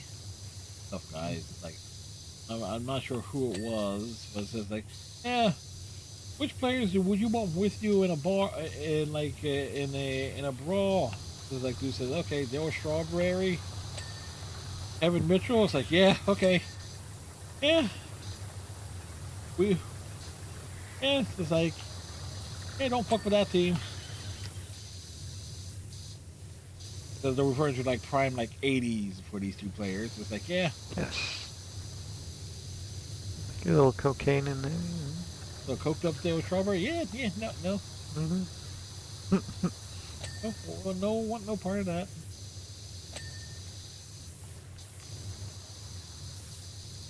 I always look at the history of the Leafs. We've always loved our lunch pail guys much in the same way that Philly does. Yeah, blue collar, baby. Mm-hmm. We're definitely similar in that regard. But I just remember the Wendell Clark banner raising for his jersey. Like 80% of it was just him hitting people or fighting people. And the guy scored like 350 career goals. Hey, but but how many hits has he had? Ooh, quite a lot. He had some hits where he absolutely knocked the dudes out. Yeah, and not just with his fists. Mm-hmm. Yeah, I will always say is like there's a reason why Philadelphia, well, even though they did not win the World Series against them, like we still hold the '93 Phillies team in high regard. Mm-hmm. That was about as Remember. hard. That was about as hard nosed. That's kind of how we feel about the Jays from last year. It's like you, They were it's like you're lunch not. pail, go to work. Yeah, you're not. You. It's like no one truly gave them like a shot at the beginning of the season. It's like okay, that's why they play the games, folks. It's like never know. And they had something like 55 come from behind wins. They were never out of it. Win the games, you gotta be in it. Gotta be able to make that comeback. They didn't give up. They weren't bitches who quit or choked in the bright lights like a New York. not judging anyone. No judge New York. going on.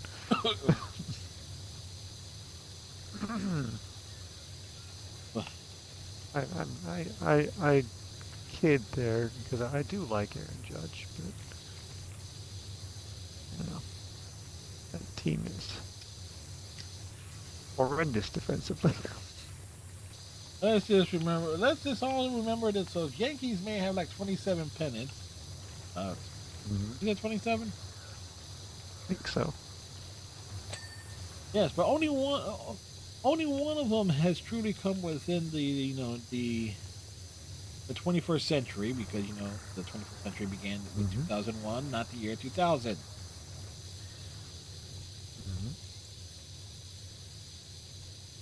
So, with that technicality in mind, let's all rejoice in the fact that the Yankees have only had one World Series this century. Beautiful. Ah, the Dodgers. I wish nothing but bad things for you. Could happen. Injuries could happen. Prima donnas could prima donna. I like that Ricky Romero received a ton of flack for cheering for the Jays during the World Series. Like he He played was a here. starting pitcher for the Jays for a long time. Like why wouldn't he? He was there. He's from LA, like the California area. Yeah, but but just because you're from somewhere does not mean like be loyal to that area. Yeah. For him, it was like they took me as a first rounder. They paid me a nice bonus. The people have always treated me really well. The Jays had my heart. They had, and on top of everything else, like how many years did he spend there? However long it took him to get to the pros, plus 5 seasons, 6, something like that, before his knees gave out, of all things. Yeah, so it's like, can't fault the dude wanting to be with the franchise, wanting the franchise that he was with. Took a chance on him, developed him. The life he lives right now is because of the Jays. Their trust in him and the money they gave him.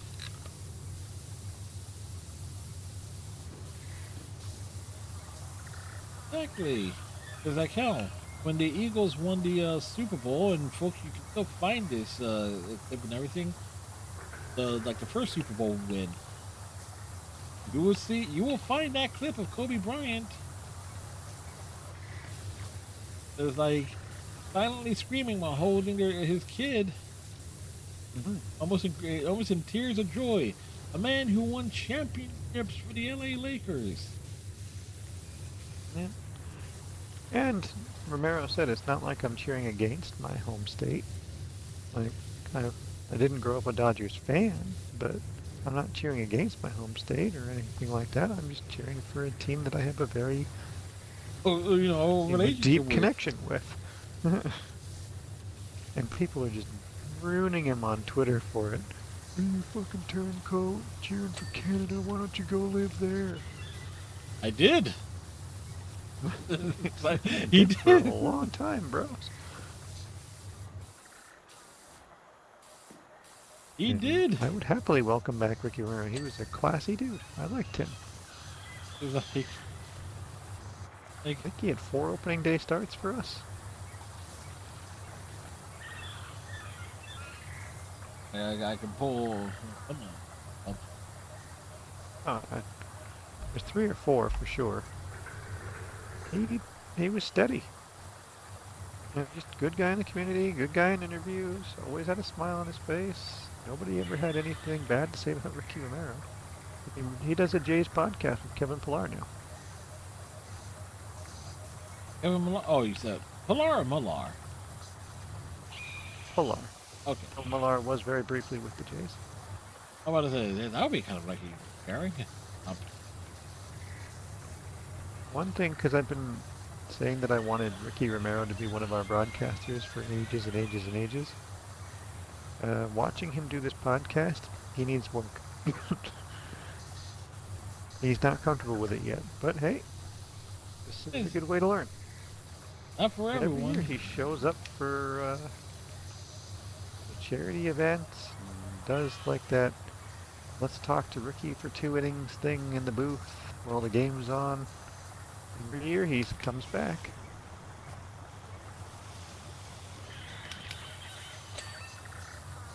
Yeah, but like there was a reason why, like, in terms of why I could like, as like a sports fan, like, where if I was to move somewhere, okay, what the sports broadcasters are like? Are there players that have some connection to the team or something? Mm-hmm. Because Not anymore, but they used to. well, down here we always seem to like get some players. Like the one questionable one is Ben Davis, who was from the area, but he like no real connection with the Phillies out of the. Found out that he's from the area. Forever and ever and ever, we had Buck, who got here in 1980, and Pat Tabler, who also played for us with Buck, and they were with the franchise for ages and ages and ages. Like Buck retired after last season after being with the franchise for 45 years. Yeah, that's a run. Yeah, let's remember. And that's playing, coaching, and broadcasting. That's almost in many ways like what local Phillies will kind of look like, or at least as fans down here, we look at Larry Anderson. Yeah, he came up with the Phillies. He was on the '83 World Series squad, and how it was like either traded or something, and he bounced around the majors. Came back for the '93 Phillies. And when Hall of Famer Richie Ashburn died, who was like a long-time color man, Terry Callis, Larry Anderson stepped in as like, and he like the late '90s, and he's been like primarily the radio color analyst, like 1998. Right now we've got the Shulman brothers. Ben does the radio, Dan does the broadcast. And, You say something about Buck's some combination of them, like or something. They're gonna put them like together or something. I did during spring training, and I was like, fuck off. They're both so boring. And luckily, Joe Siddle and Caleb Joseph are going to split the job. Caleb was a backup catcher here for a year or two. And Joe played elsewhere, but at least he played. I want someone who's actually played the game to do some of the talking, you know? You get better stories. Yeah, get some sort of lore. Some analysts, you know. Like, the whole thing for the color analyst is to provide like that perspective from a player's point of view. Mm-hmm.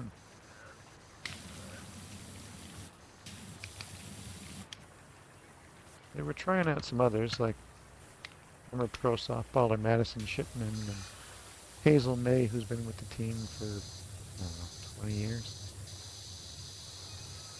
Although the Phillies also have one of the more unique color analysts, Ruben Amaro Jr., who's the second generation ball player. Father was a infielder for the Phillies back in like the 50s or somewhere along those lines.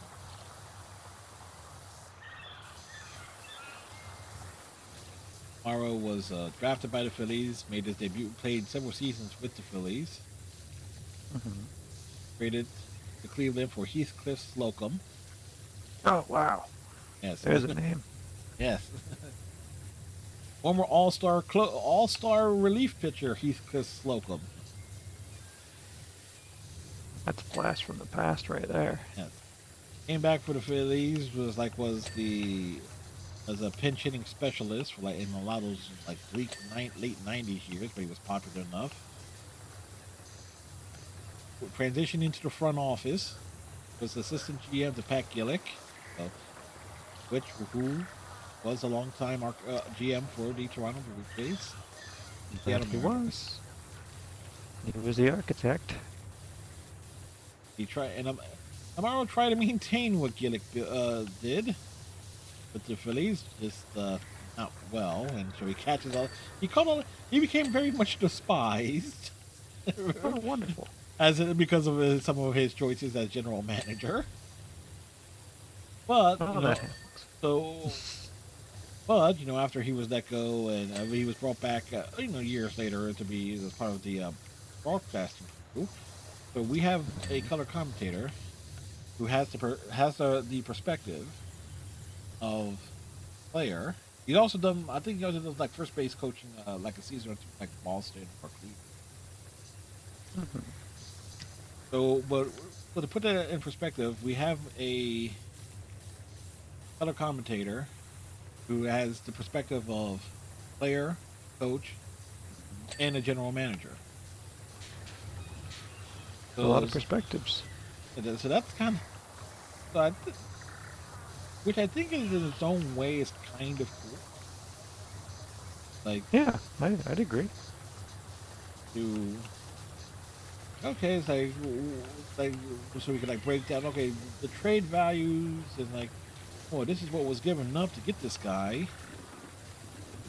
So he's like, okay, so he's being paid X amount of dollars a year, so he has to perform to a certain level, kind of make this worth the money to the team. Naturally, he can provide that kind of insight of what the GM was thinking, perhaps, Yes. going into the move. Yeah, so it's like you always want to hear the games like around the trade deadline. Especially for wait, I'm trying to think like what year did he join the broadcasting crew? Because in relation to when they stopped the August waiver deals. Oh. What, maybe 10 years ago? I feel like it wasn't that long ago. I remember those deals. I guess it could be longer. Yeah, those August pickups were always fun. Yeah. Guys could be put on waivers. Claimed, and it's like, potential okay. trade. And if they were claimed, you could pull them back. Yeah. It's like, especially if you didn't want to let them go to a certain team or something. I feel like that's how we got Ricky Henderson. Ricky! I think I might be wrong on that one, but a little part of me feels like that's true.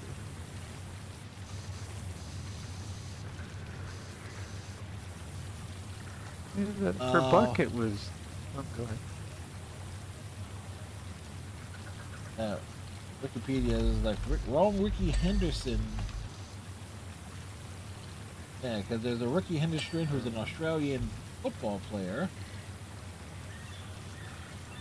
Cool. Question mark. It's like, so like I went to. It's like Ricky Henderson. So it's like 19. Incredibly random. In July of '93, the Athletic traded Henderson to the playoff round Blue Jays for Steve Carsey, Jose Herrera. So it was not a August. It was not an August pick.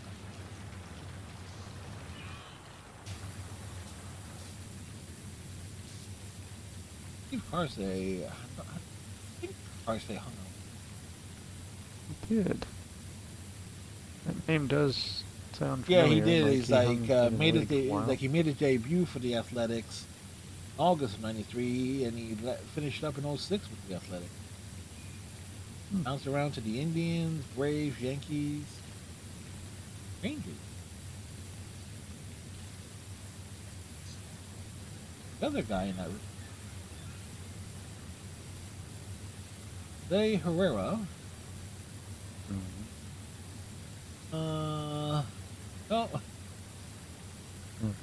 Well, he made his debut with the Athletics in 1995. His last major league appearance was in 1996. A long career.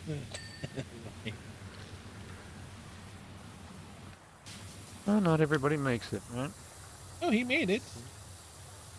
He made it to the show. I mean, make like long term. Yes. Not everyone who gets there stays there. I would like to meet this one guy. Granted, everybody knows about Moonlight Graham because of Field of Dreams.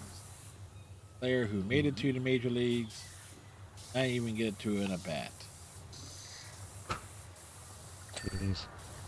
But could be worse. It could be the player who makes it to the major leagues, steps into the plate, first pitch he sees, goes right for his head, ends his career right then and there. That sucks. Yeah. The guy for the Cubs. Oh, I forget his name, but it does have kind of a happy ending. Like he hung around, played minor league ball, he got a few shots with a few organizations, see if he could like come back from the injury, surgeries and other things, medication. Like he would eventually get one at bat. It was because the pitcher that basically ended his career was a Marlin. Miami Marlins, like, okay, one at bat. At the end, it was like last game of the season. Marlins have nothing to play for. They give him, okay, we'll give you. You know what? Everybody was making big deals, like a petition, like give him just one at bat. Let him actually have a true at bat. So the Marlins means that the organization ended his career unintentionally. Brought him in, have him as a pinch hitter. He gets his at bat against Prime R.A. Dickey. Like, strikes out on 2 pitches in the game's history. Strikes out on 3 pitches, but you know what? At least he got the at bat. So he got credited. Yeah. Yeah, 0 for 1 with so he has a career on base percentage of 500. Even though technically he never made it to first base. R.A. Dickey had the weirdest knuckleballs maybe in the history of the game, because one of them was the traditional like 65-ish. And the other one was like 84. I don't mind. Just like some guys can put some velocity on. The question often would be, the catcher's catch. That's the whole reason In that trade, we got his personal catcher, Josh Tolley. And he caught all of his games where the dude couldn't hit to save his life.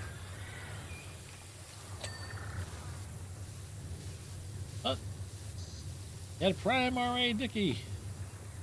We just spent like 60 million to get Russell Martin, and we didn't want Dickey to hurt him. So we were like, yeah, we'll put Tolley out there once every 5 days. Hey, and you keep Martin fresh. Mm-hmm. That's I basically still what hate that trade. Still hate it. Mm-hmm. Would you? Oh, you are. So who was giving up for him? Oh, at the time, the Jays had a trio of really highly regarded pitching prospects. One of them went in the trade with the Marlins, I believe, that brought us Burley, Josh Johnson, whose arm then fell apart. He had been a really good pitcher out in Marlin land. Jose Reyes and Joe Buck, John Buck, I can't remember what his name was, something Buck. Probably He was a not Joe catcher. Buck. Certainly, I thought you got Joe Buck. I don't know. I don't think you would have been listening to any Jays games ever again. So we lost one of the big young pitchers in that trade. Lost another one in a trade with Cleveland. Or not Cleveland, Cincy. And that left us with 2 good young pitchers in what was considered one of the top 5 minor league systems at the time. So we held on to Aaron Sanchez, who had some great moments for us. And in that trade went top catching prospect who we had received as part of the Roy Halladay trade, Travis d'Arnaud. Name you likely recognize. Yeah. And Noah Syndergaard. Yeah. Who within a year was outperforming Dickey quite handily.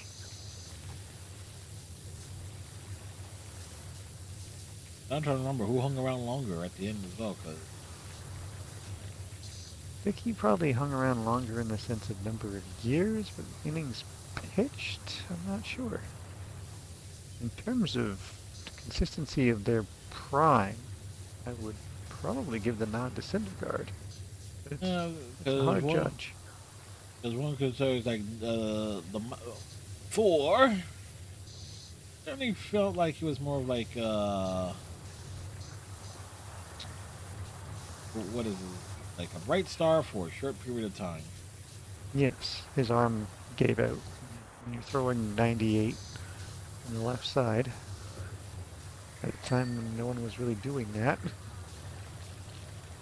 For a reason, people.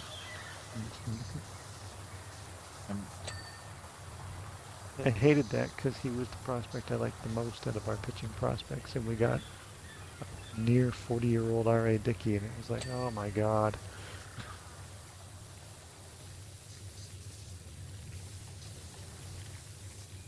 Trying to see, like, get the everything.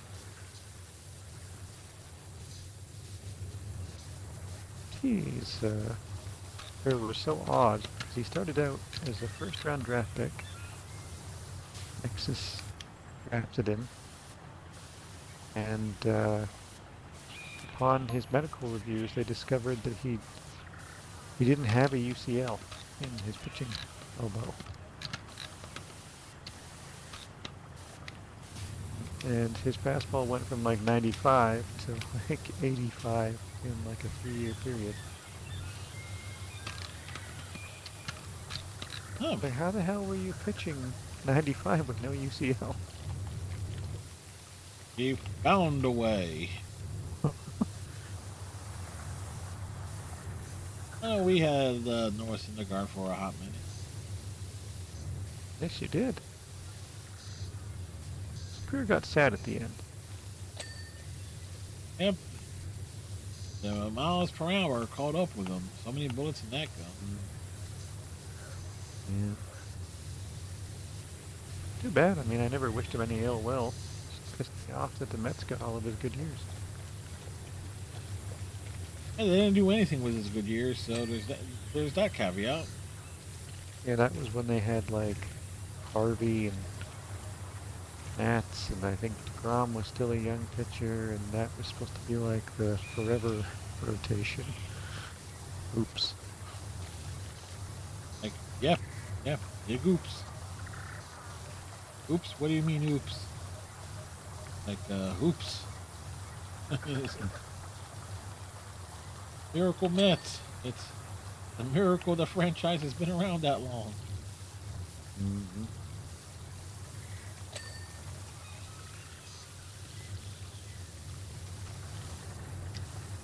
Yes, there's my sad R.A. Dickey tale. What? But he was coming off the Cy Young.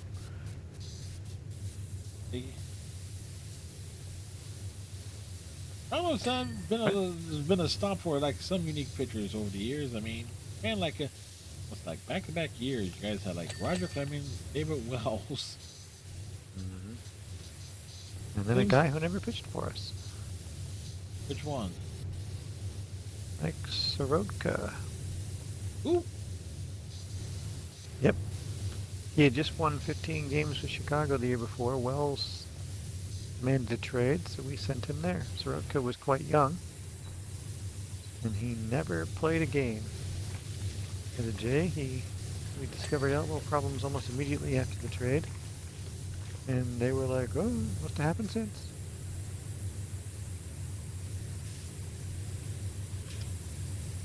yeah. That reminds me of that recent mess with the Oakland, Las Vegas Raiders and the Baltimore Ravens over Mexico. That's not sketchy at all. Yeah, it's Ravens suddenly pulling out of that deal. Mm-hmm. And getting Trey Hendrickson for $1 million less a year. Mm.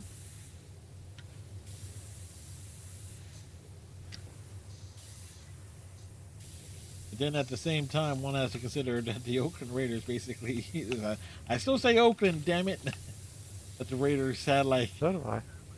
signed like everybody, like almost like about what, a dozen free agents, and suddenly like, oh yeah, on paper, they look like they're gonna wreck somebody. But like if they can hold together, they look like they can do Well, something. not this version. That's very dependent on Fernando Mendoza,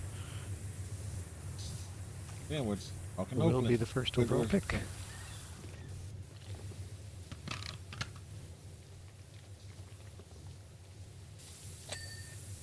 Are you talking a different year? Oh no, I was talking like this year. Like, yeah, it's like, okay, I'm not saying that like a serious contender, but you know what? It'll cause some teams some problems. They need receivers, like warm bodies, basically at the receiver position. It's pretty bad. And then again, every team receivers. Question is, how many of them still got good hands? How many of them will be remotely worth the money? Oh, it's usually pretty low. Bill's just got one that I'm not sold on. Of the options that were out there, people we could have traded for, he wasn't my favorite.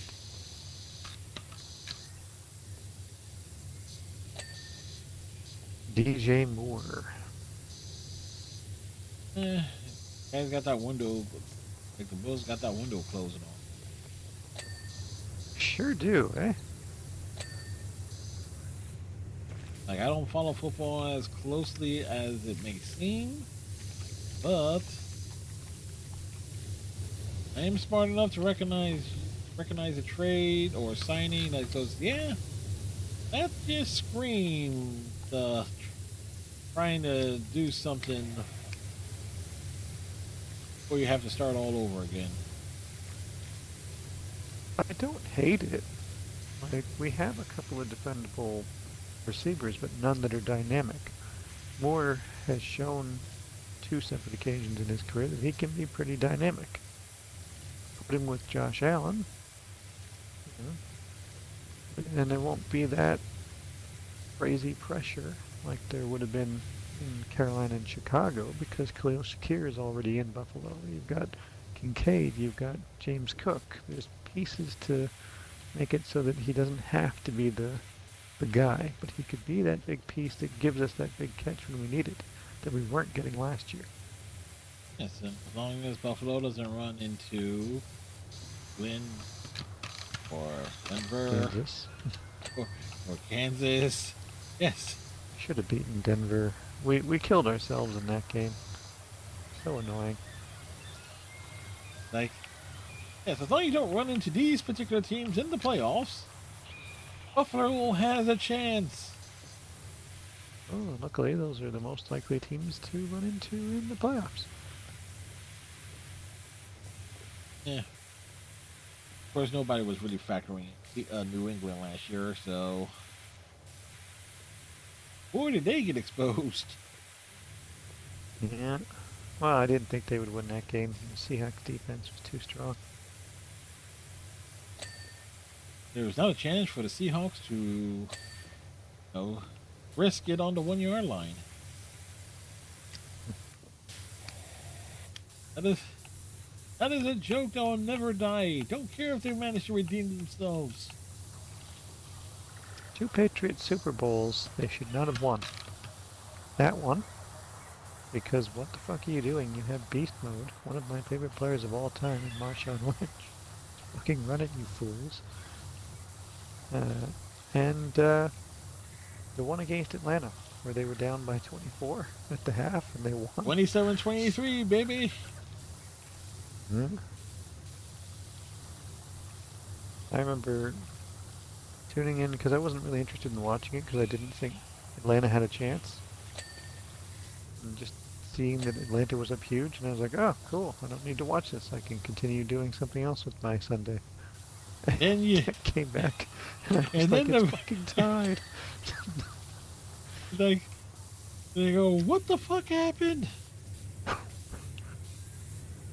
How did you guys manage to tie it?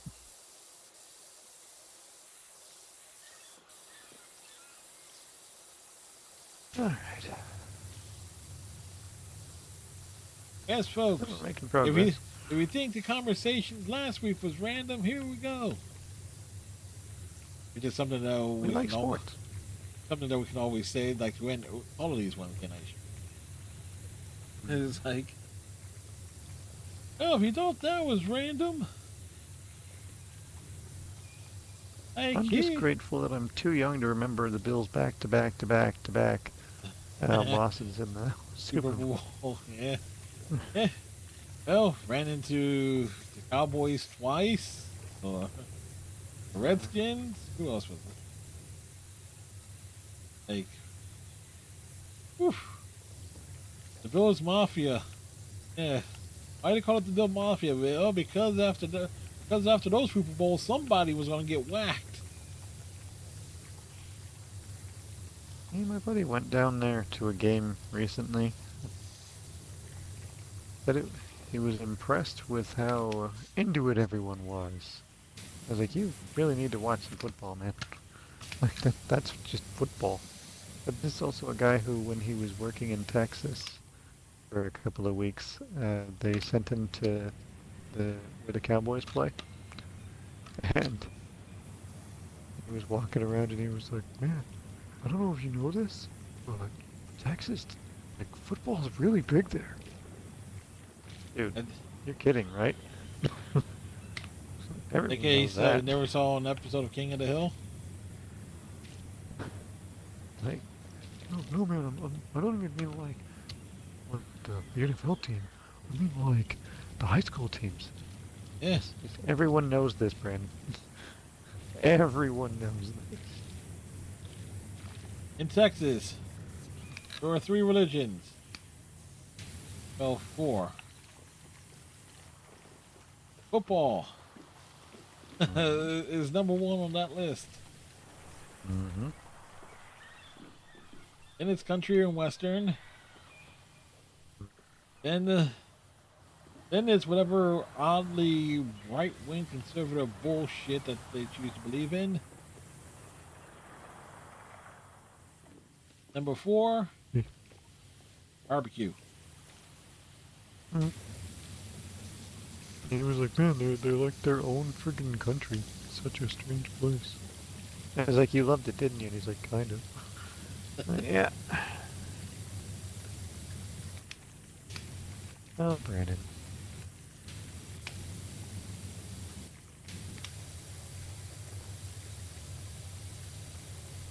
Well, then again, people can say the same thing between like Eastern and Western Pennsylvania. Like, why do people make such a big deal about Pennsylvania being like and such an important state come the like every presidential election? Oh, because it's like two different countries in the same damn state. Well, that's not helpful. Just splits the vote. It really depends on like on how galvanized, like, even though Pittsburgh's on the west side of the state and Philadelphia's on the east side of the state, it's like there's a lot of people who live in those two cities. It's the middle section, the rural section, where things get like really things get really warped. I'm mutant. There's a reason why it's like, yes, this is the pit. The pit is being added to Fallout 76. That's funny. Yeah, we played that, I think. Yes. It was an accurate representation. Modern day Pittsburgh.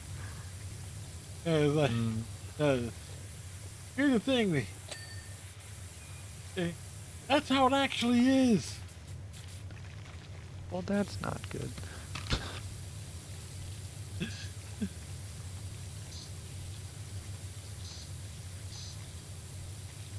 What the fuck is up with this graffiti pattern? I don't know. I can't see it. No, I'm not. I'm just, just looking at it like, okay, some of these graffiti patterns in the first game, okay, they made it look like something. Okay. This doesn't even look like a damn thing. It's not even a mural or something. This looks. If it was something before I started spraying it, just now.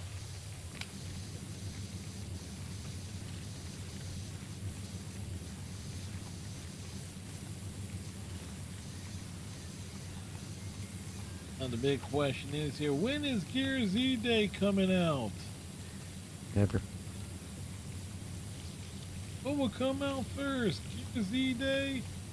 Mass Effect 5? Half-Life 3. I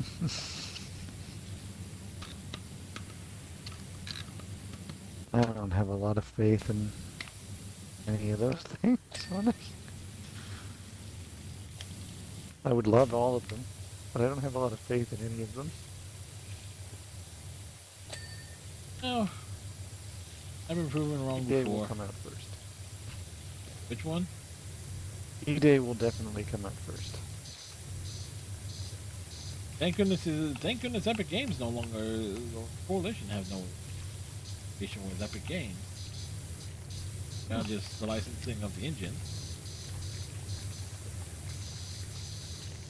Considering what happened there. Yes, What happened there? Epic Games has laid off like 1,000 employees, raising Oh. I didn't hear that. after raising like the prices on the game currency for Fortnite. Like, oh, guess all those licensed deals you guys have been doing for all those skins haven't been working out, huh? And what people don't understand is like, how come this is like it's like they want to make money and it's like an engagement though? Well, let's see. What could possibly happen? Well,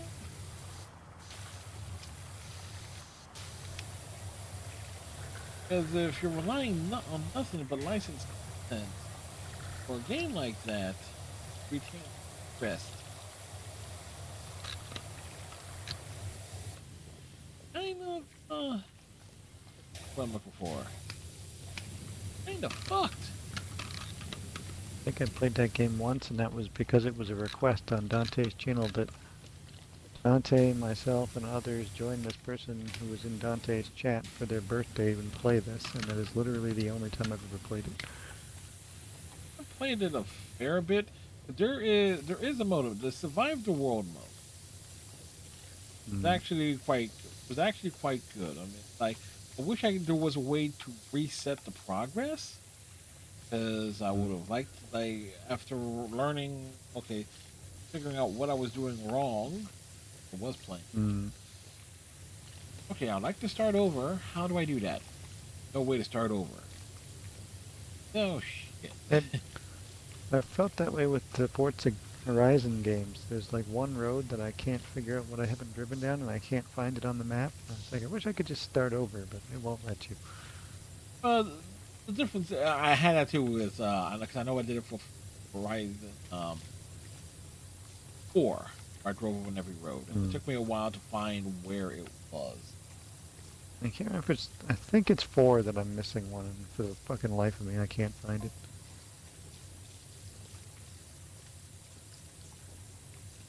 But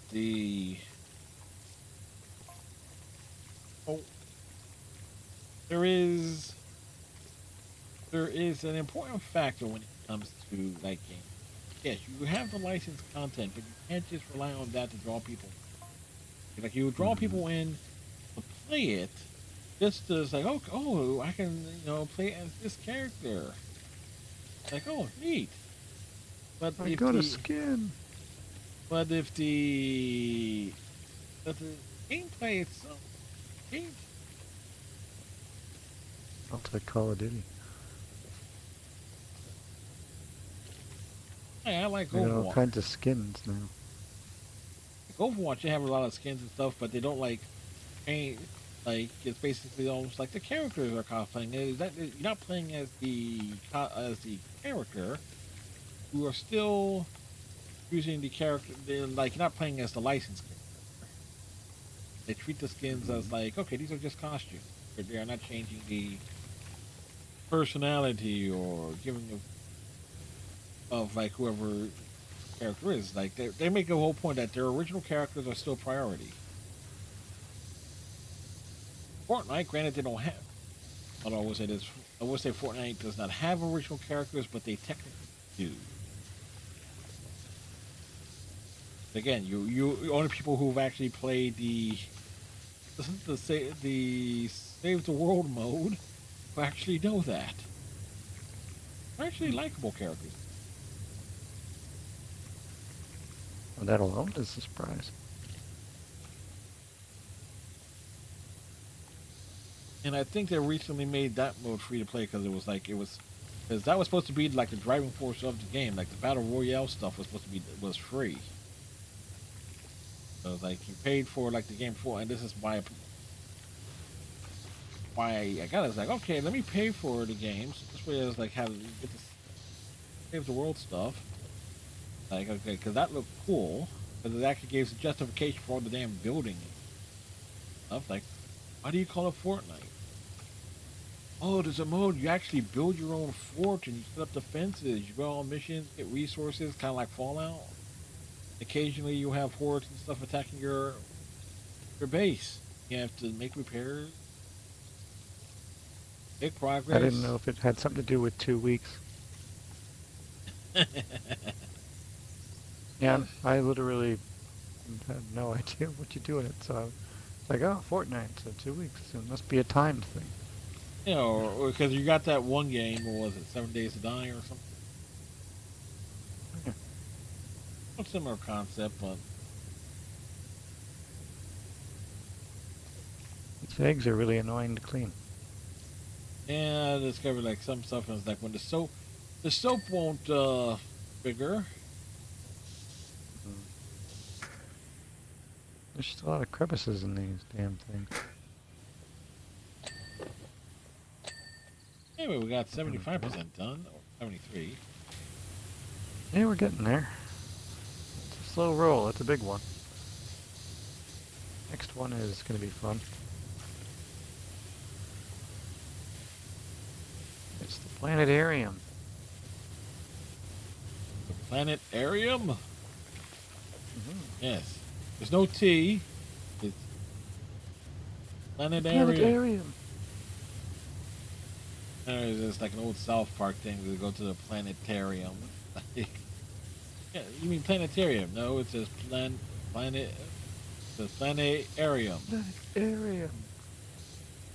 You wanted to like brainwash people into like coming to the planetarium because it's old decrepit and only people that show up will be like kids on a field trip. Pretty much, yeah. I think I went there once on a field trip.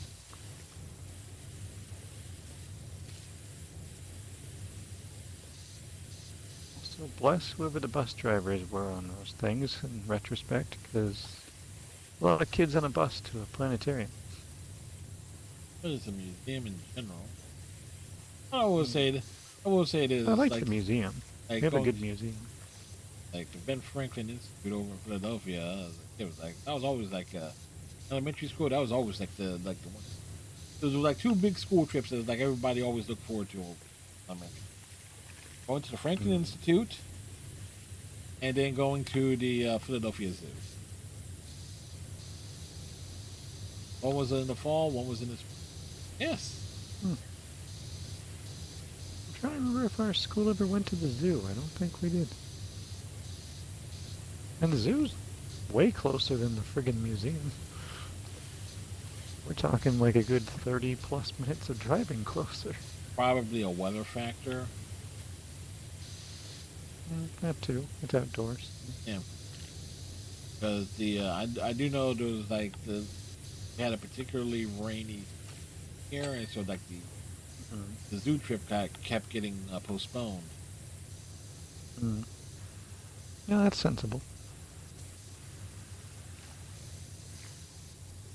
Imagine like going like excited to go and stuff, and then you get sick, or it gets canceled, then you get sick and you can't go. Like God. So many children are missing school because of the zoo.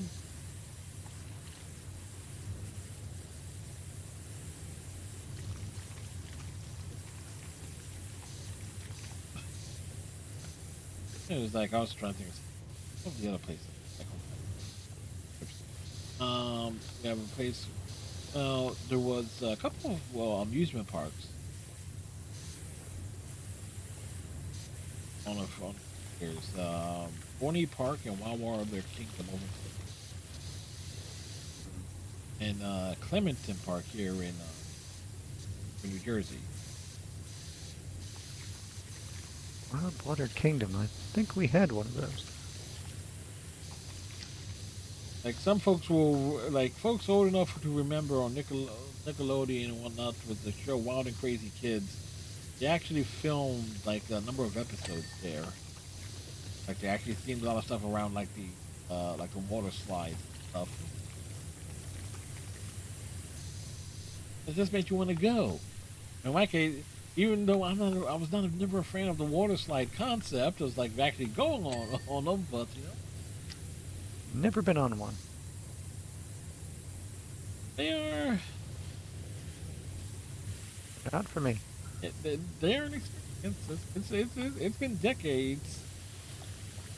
Then I've never again, been prouder than when we went on my buddies wanted to go on this like log floating thing where you had to spin a wheel to get it to avoid waterfalls.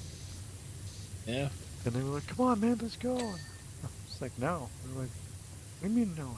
It's like, no. No, Hey, and why don't you want to go on? Yeah. I'm like, 'cause it's March. It's fucking cold, and we gotta be here for a couple more hours.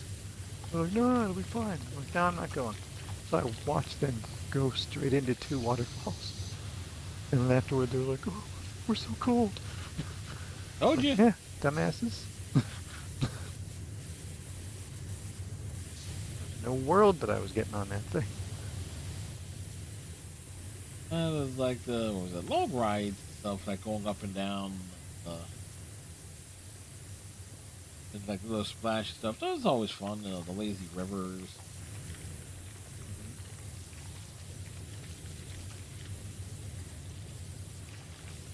It's been a long time, like actually going on any type of amusement park ride or anything of that sort.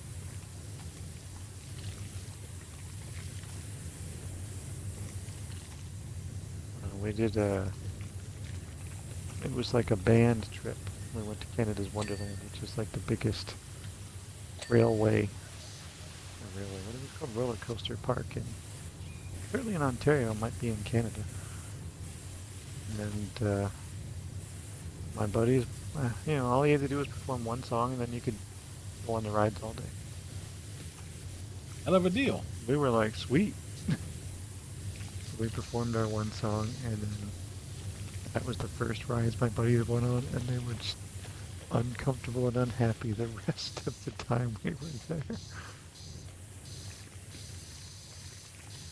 Like, why were they uncomfortable and unhappy? Did they realize it wasn't for Because them? they're soaked. Ah. Oh, these were the same dudes? Yeah, Oh, it's okay. the same trip. I didn't realize the connection there. Sorry. No, it's like, I'm from Jersey. Sometimes even I am slow on the uptake. Oh, I paused it out, so it's possible to just lose the context.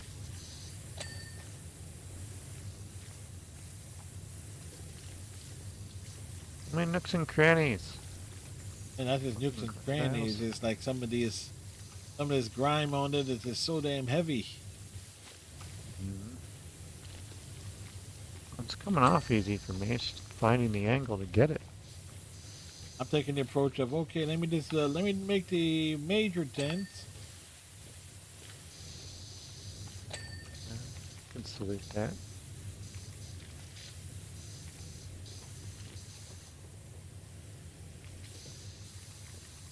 See, that little roller coaster ride on this was a cute little gimmick. Yeah.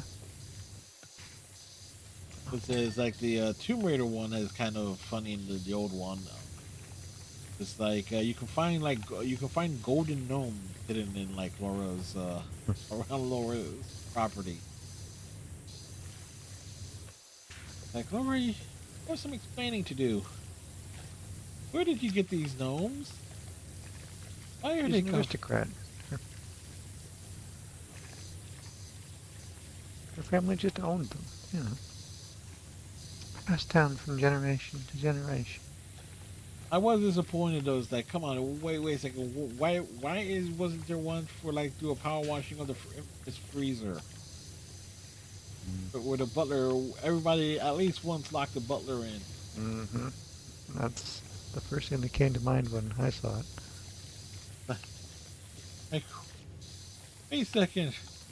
That should have been power. That should have been clean. Like, no, that would be no It need. should have been in there. That's like, there is no need. There is no need. That here. Why don't you clean, power wash the contents of my trophy room? Why, yes, that is a real. That is an authentic Tyrannosaurus Rex that was recovered and stuffed and mounted after she. That's bad. Yeah.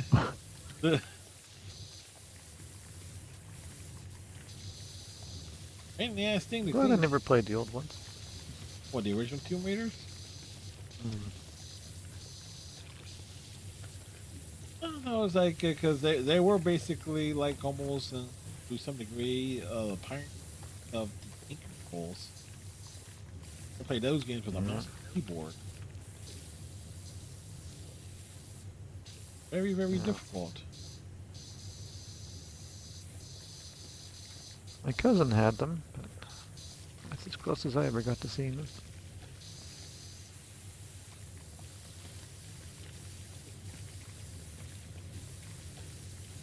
Which brings us all the way back around to Ellen's list of ranking the Lara Croft.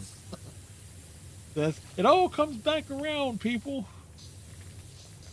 I keep seeing that one, but it's such a long video that I haven't watched it. I had it on like in the background as I was working on something else. That's typically what I do with a lot of like longer Oh, same. videos. If I don't have somebody. Andy was exploring Raccoon City while I worked out today.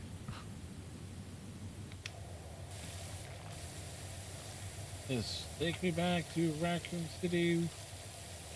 How was Ellen's list? It was list was actually it greatly subjective, depending on what looks for in a design. They were kind of like game by game cover art, Laura renders, and game. Up until like obviously the more modern era, where it's like if you were like one in the same, where there wasn't really Yeah. much of a difference. A lot of, yeah, there wasn't a lot of change in the artistic. Well, it was just more. It was like the version of Laura that you would see on the cover of like the game case looked exactly the same as it would be in game. After a certain point, there was um The graphics caught up. yeah, like I got the fishing character body done.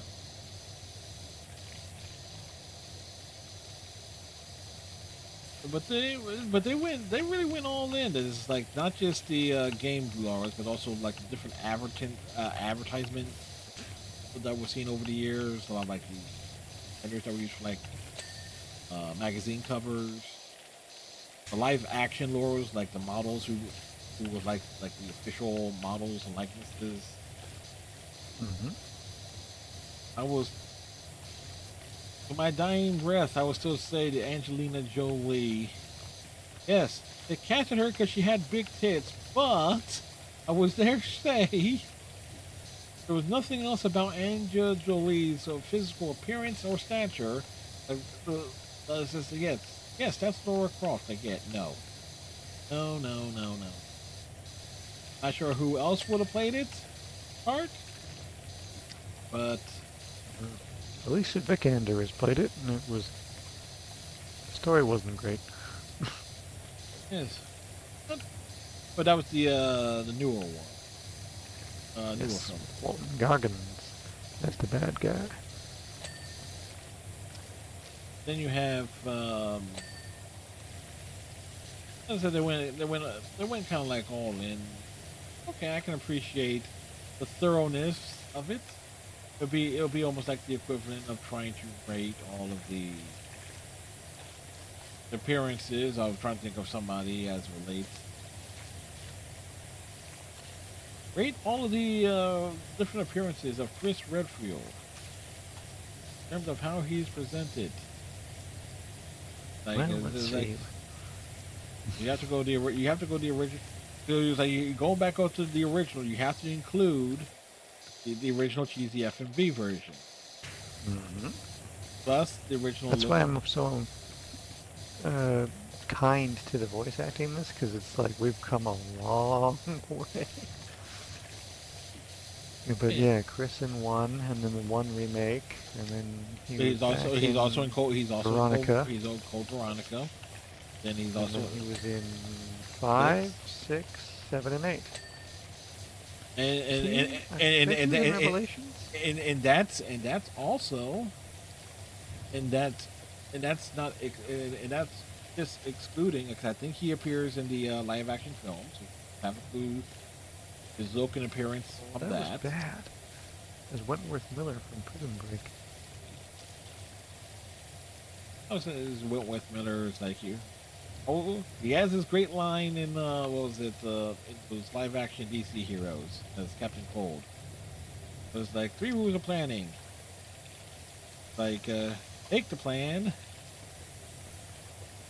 Assume the plan could go wrong. When the plan goes wrong, throw out the plan. Then create a new plan or something to that effect.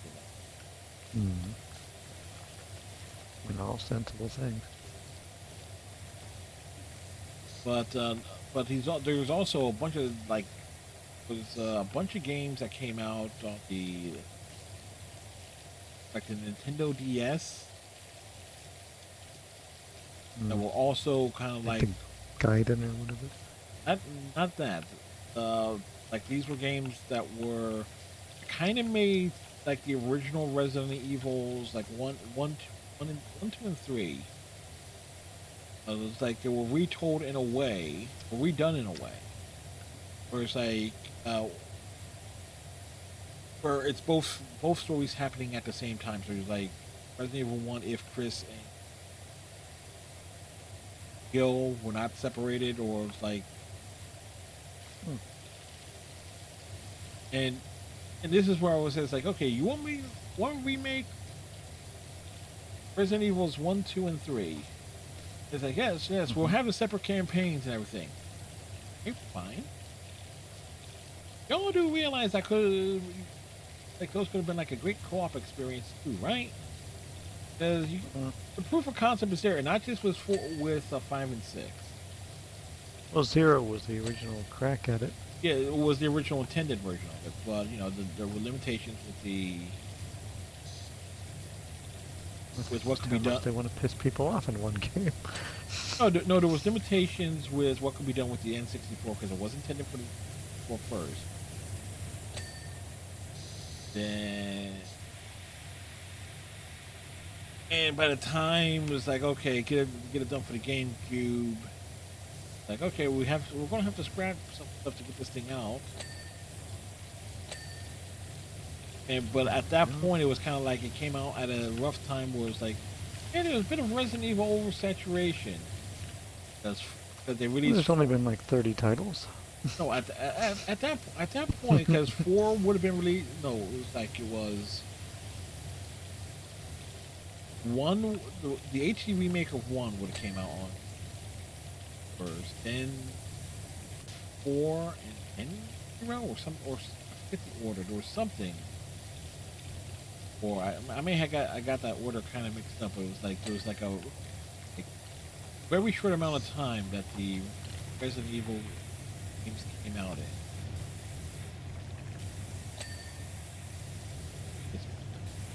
For the GameCube, it was like a little bit of a oversaturation. Then there was like that gap to when eventually getting Resident Evil 5.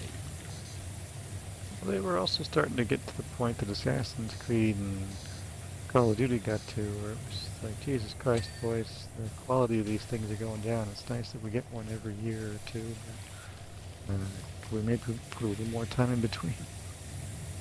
Yes. We gotta.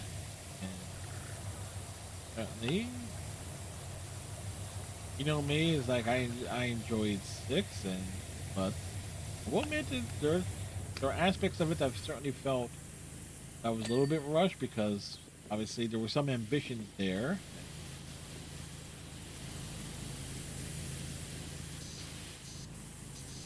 And I couldn't quite get this wall.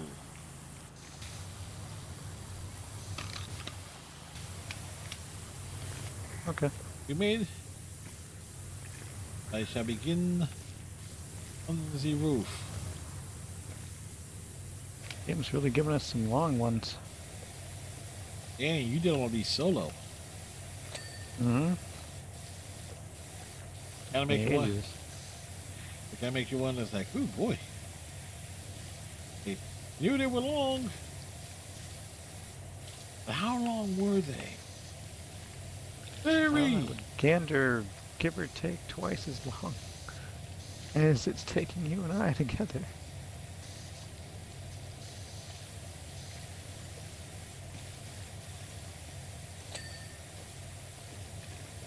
At least not all of them are like bullshit. Clean this stuff first. Clean this thing last. Okay, avoid that thing.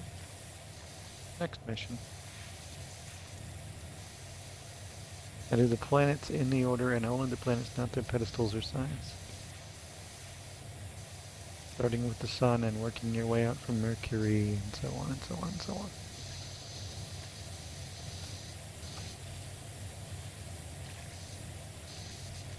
That took me a couple of tries. One, because I looked it up initially by getting the base, and 2, because I fucked it up when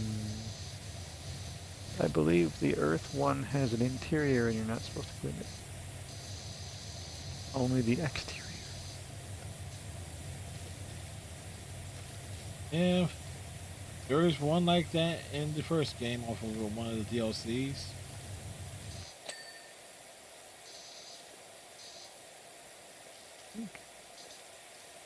Everything down here is clean.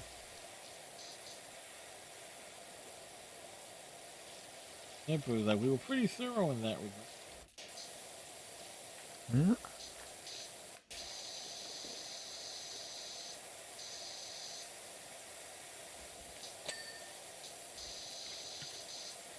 Even with my weak ass spray.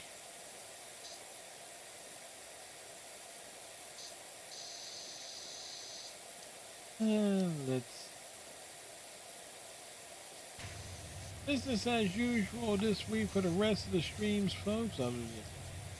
First, gotta put that self promotion in.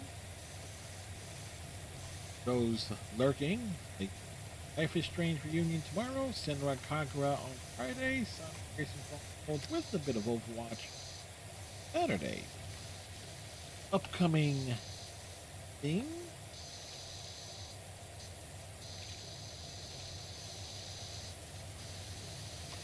Looking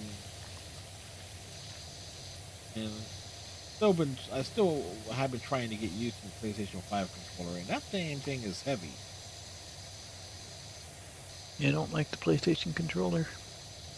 No, it's like I mean it's heavy. Mm-hmm.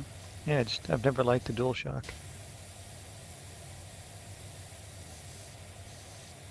I will say this about the PlayStation controllers, considering the number of times I've had to replace Xbox controllers because of how the buttons can be like pressed damn thing. Like, hey, they make their buttons to last.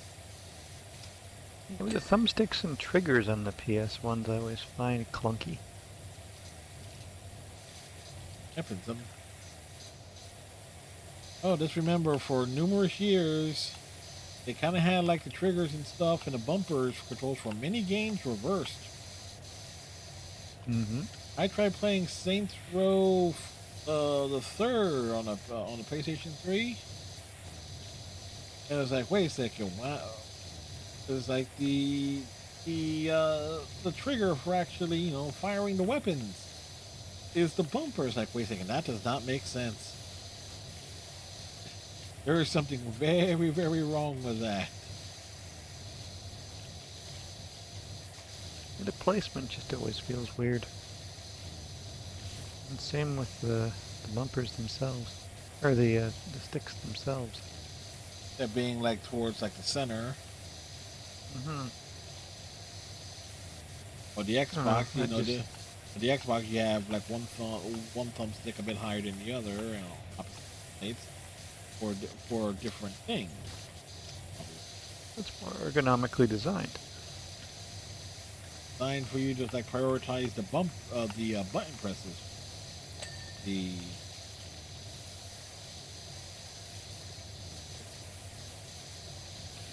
Although Striker did send me a link to a controller that's like, yes, this is a fighting game controller. It puts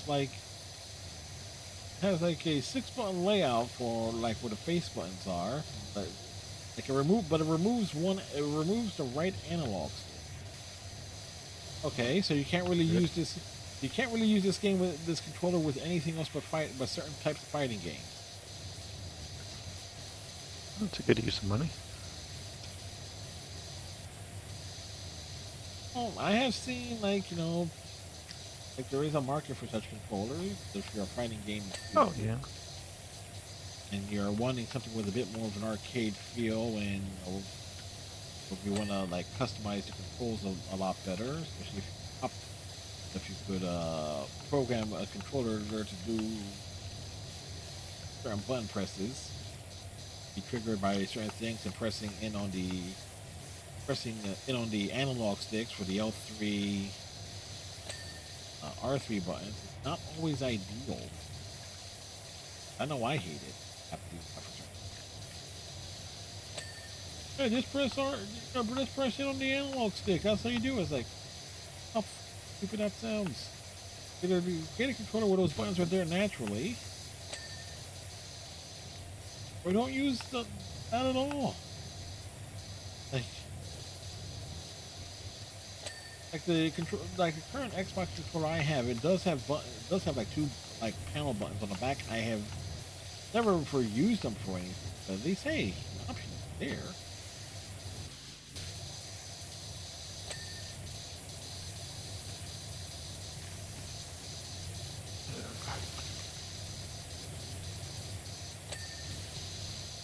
The alligator. Oh, I was like, it was like, oh, it's just alligator coaster. Somewhat reasonable. No, it's not reasonable. This tree. Expecting a tree to be reasonable. The angles on it sure do suck. Trying to get as much of it from down here as I can, because I know it's even worse when you get on it. Bow, bow, bow, bow, jump on it. Jump on it. Alright, jump on it. Dun, dun, dun. Fresh Prince. That's all I can think of. Oh, Fresh Prince. Oh, Will Smith, before your charm became more smarmy.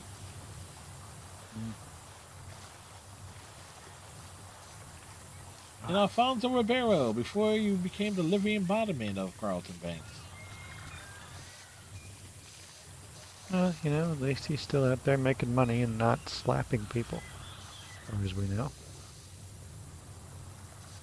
Yeah, he was the host for America's Funniest Home Videos for a time. Indeed. He's like, here's a trivia note for folks.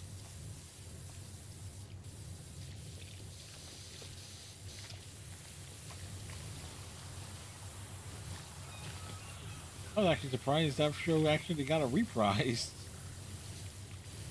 It's still bouncing Who's around. running it now?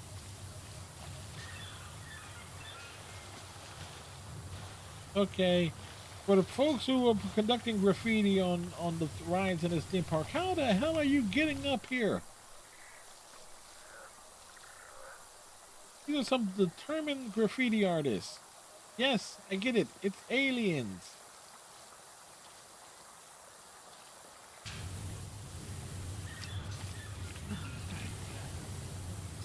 See how much of this garbage we can get done.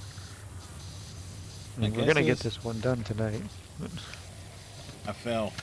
Damn it. Hi. Why? I backed up too.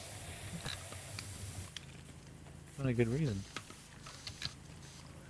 Situational awareness, Fred. Jesus Christ. Oh, pitter patter, let's get in her. I just need No a wonder ladder. you lost 2/3 the fighting games. Hey, No Hey, situational awareness. yeah. Hey, I went into last night with the damn title IQ, I suffered. Y'all laugh. I saw it. I went in there expecting things to go wrong. And they did. You know, I did learn that. You for going in there at all. Yeah, hey, and I also did learn that, hell, there was a couple achievements.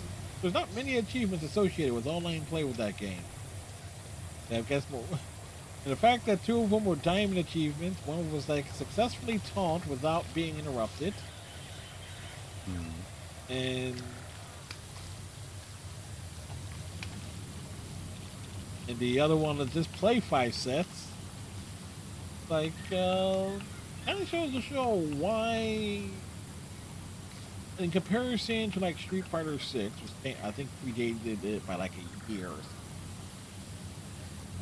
Why is like the support for Mortal Kombat 1 is like the shortest of like any modern era Mortal Kombat? Just didn't stick the landing. Nope, they're not.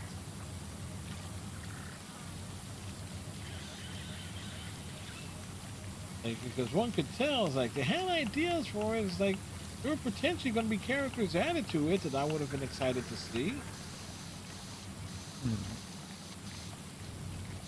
Like, because it's clear they had the designs, they had the intentions. But then the road to hell happened.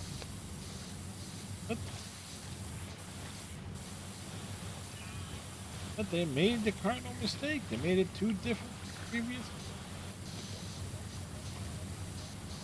This would be the equivalent of Ooh, there's like directly is an equivalent of it for like one of the EA Sports games. It's like from triple play to MVP baseball. Like there was like a major difference between the two. Trying to remember, I'm trying to remember what the hell it was. It was something regarding.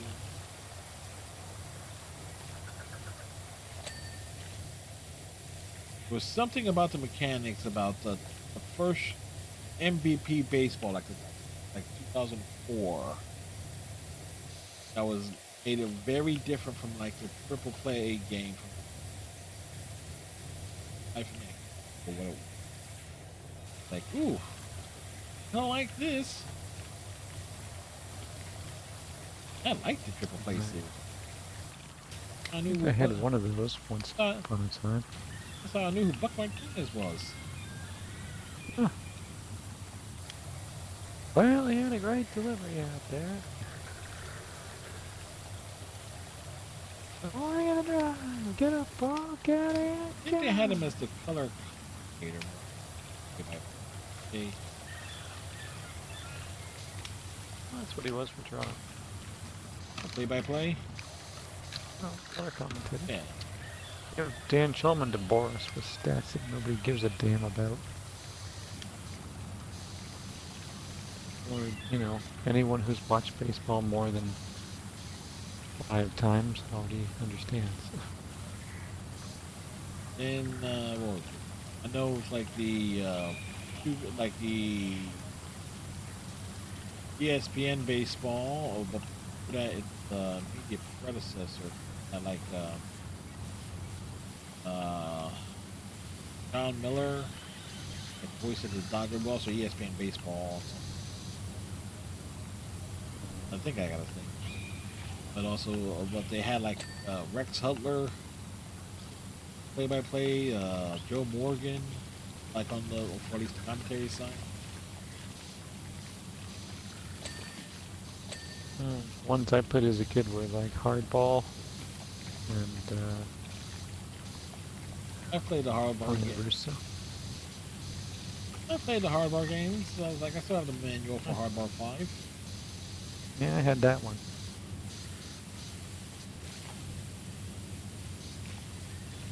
There was a time it was like in the mid '90s. It was like I always like every spring I would like purchase my allowance, go and purchase like every damn baseball game that came out to see which ones could I run on my computer. Trying to get the updated rosters and everything.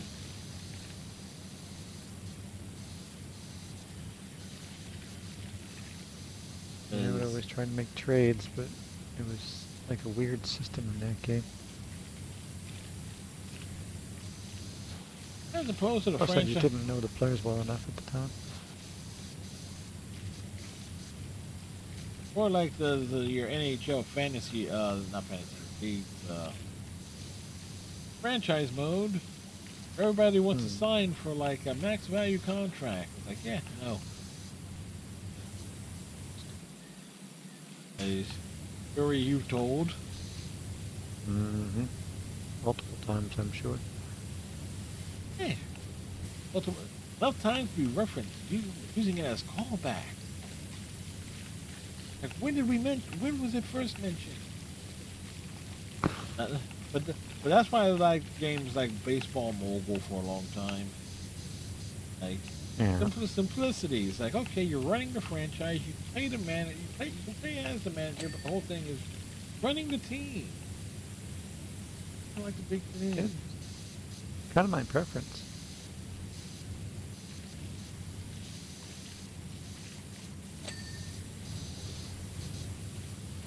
That's what my dad does for a little bit of fun. Is like he runs like these old baseball sims, older game called Appa, computerized version like of a card game. That was like baseball focused, like so doing season by season, playing every game using the authentic lineup, trying to see if there's like if there were variables and such. Every time he tells me about it, it's like I go pull up the official stats, try to see why is he seeing such a variable. like, oh, well, these 1957 White Sox, they're doing surprisingly well. They don't have any power, but they still have a ton of bases. I go look up the stats for that. I think it was the 57 White Sox. It's like, oh yeah, they were the only team that year, the only team in the major leagues that year to stole over 100 bases. It's like, yeah, no wonder they steal a lot of bases in this baseball sim, in the simulation of the season. It's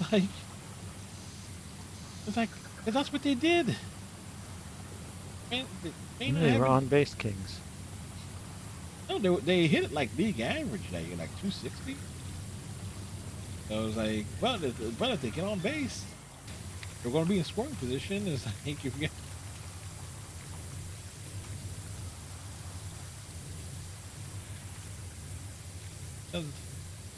Why is Ricky Henderson the greatest leadoff hitter of all time? Because, like, you walk him, chances are he's going to be in second base much sooner rather than later, and not because of a bunt.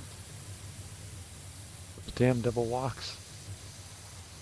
Or walk doubles, or iteration. A single?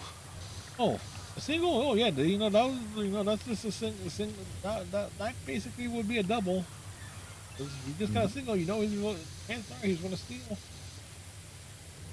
Hey, Fred, do you want to clean that big slide out there? I think you got to do the lights first.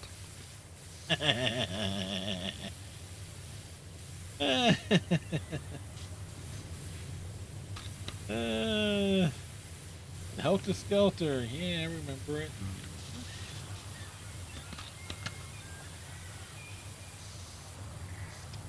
Hate this tree. How dare you, game? I love trees.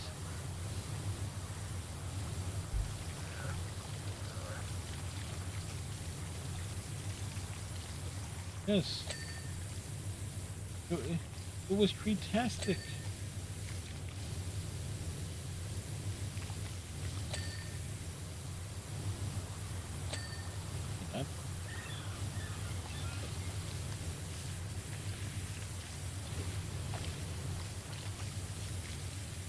I will up here.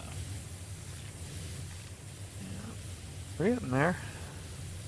Yeah, like got 94%, so it's like it's Inching our way to the finish line. like how massive was this job? Very. About 2 hours. And counting. Yeah, because it was like what 40 minutes to. About 45 after when we finished the last one, so we're gonna be 2:15, give or take, be my guess.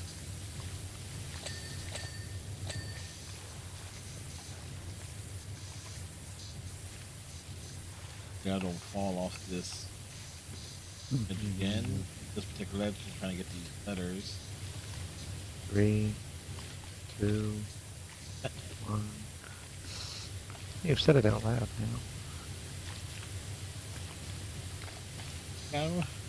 I'm scooting along here. Obviously, this was meant for the scaffold to be repositioned and get them.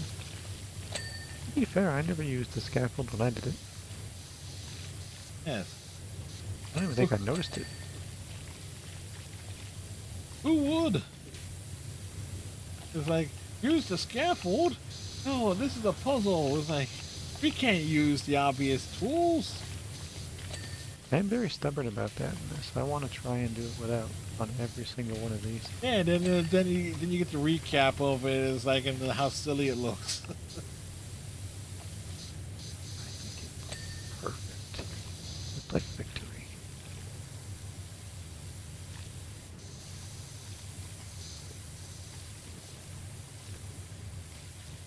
Tasted like freedom. Really? No, it tasted like pennies.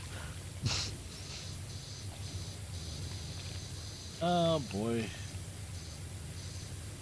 No, low key, I miss Anthem. Like,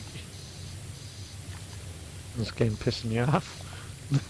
oh no, no, but I'm just thinking about it. It's like, something. There was a simplicity to it. Yeah, get the groove. You go in, you explore. Fine.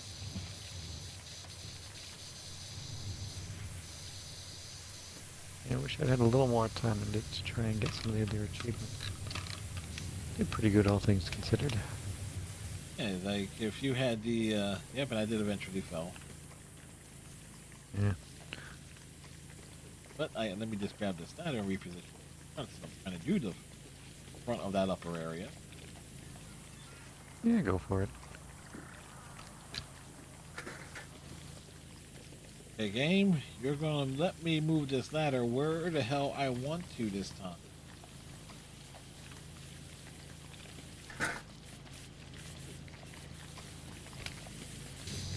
Game is like, I don't remember agreeing to that.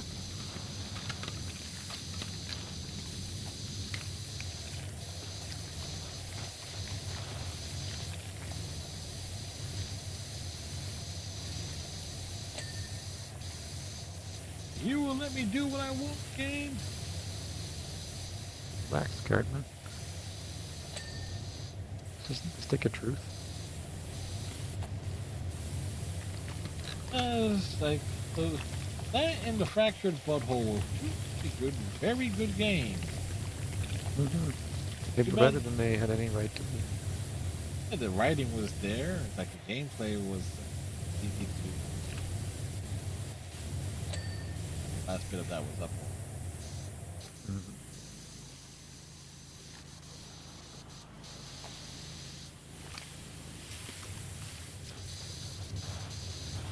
Oh shit, there's a top you do. Okay.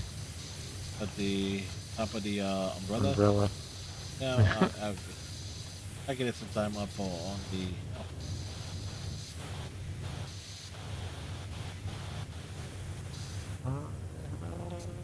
Oh wait, you had trouble with the tree? I'll get. I haven't finished it. I just did what I could see from the angle I was at and continued doing this. All right. I will cautiously slide down this tree. It is annoying. It's a Falcon tree. Oh. As a reference to Falcon Tea. Mm-hmm.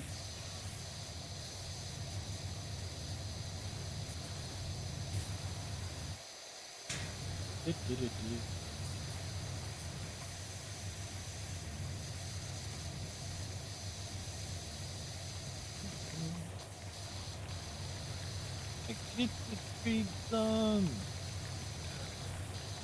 No, no, no, no.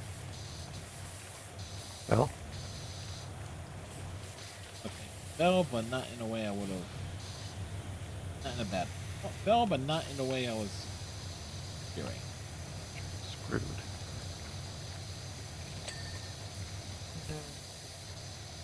Trying to branches and stuff. Oh, okay, got the tree. Did that totally count it? Oh no, hold it. That was me. No, it was like a tree branch. That, I thought I could get the full tree, but it's That's a pain in the ass. I was trying to get as much as I could from down low.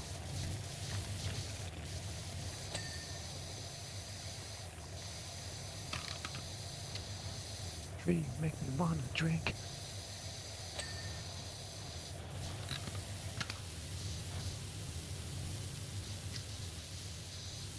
how dare you make me want to consume alcohol? I mean, sure, I enjoy it, but on my own terms. Exactly. Wasn't planning on drinking any day, but this tree's an asshole.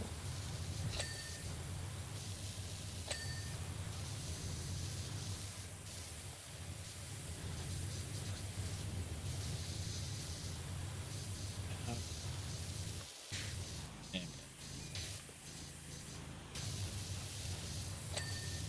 There's so many parts to this fucking chair. So annoying.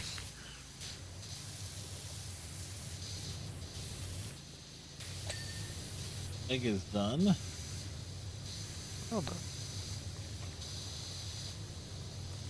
Yeah. said, there's a lot of crevices in this one. Yeah, I'm trying to let me get back on top of the sign to knock out the stuff from little divots and things of the signs in the back end.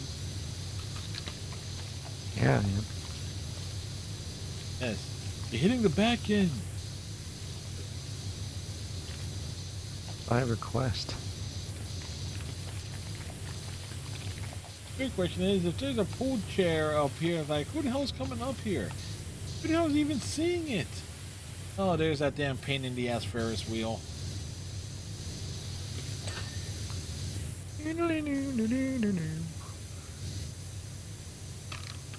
Did that one without stopping it. Clown.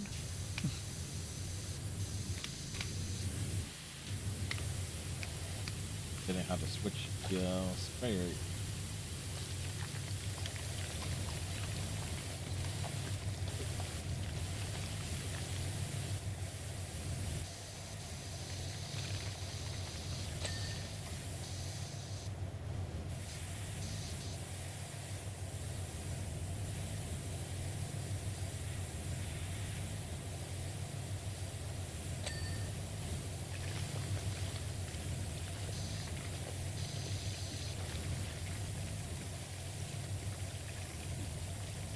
Oh, it's on the out here.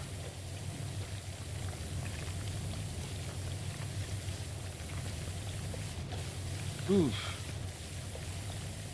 Like, I'm not colorblind, but damn. Oh, the graffiti? Yeah, it's... No, real not hard the for not me the to see. graffiti. Just seeing the stuff that's kind of like hidden. That where the indicator is telling you it's where it's at, but it kind of blends into the whatever the hell it is that you're trying to wash. Rocks are really bad for me. I'm Yeah, struggling with that's what I was just. That's exactly what I was talking about. Just like, 'cause it's me, it's like the colors were just blending into each other. It's like, okay, what the hell? What's me doing? Meaning it. I know that, but what the hell?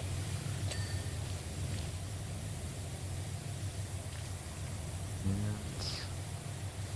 it's its own experience. Into the I can't see. I'm gonna try and play games. And you played them well. Some of them. Yeah, I couldn't see enemies very well in RE6, and I certainly couldn't see them well in Journey to the Savage Planet. But in Revenge of the Savage Planet, A little better. loading bay foliage, loading bay. Loading bay? What's the damn loading bay? Oh. What did I miss down here? Okay. Oh, I got this damn speaker.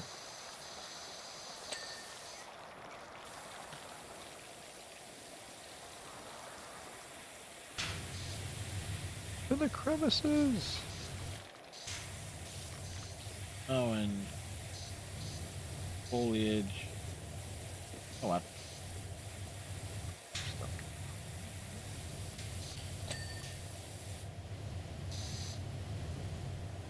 Oh, it's down at the. There we go. Go. Bang. Bang! Dynamite! I like this. Basically, the first half of this is you all go on the other side, and then I eventually come out of doing 99% of the interior. Yeah. Well, each one took a lot of time. It was tedious on the outside. So oddly enough, I randomly put down like the stated time for tonight's stream at like 3 hours 25 minutes. Yeah, it's like not thinking it was actually going to take that long. Oh yes, you're right. Solar system exhibit is Well, indeed. it popped up on the screen at one point when we got to 60 or 80%. I can't remember which. It popped up in the bottom corner there. Where is the...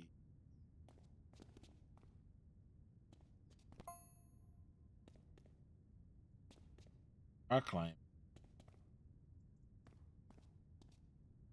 Oh, there it is.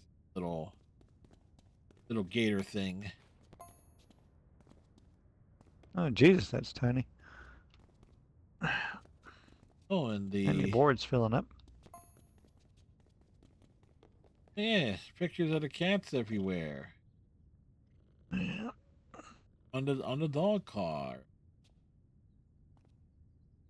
What's this one? Oh, the little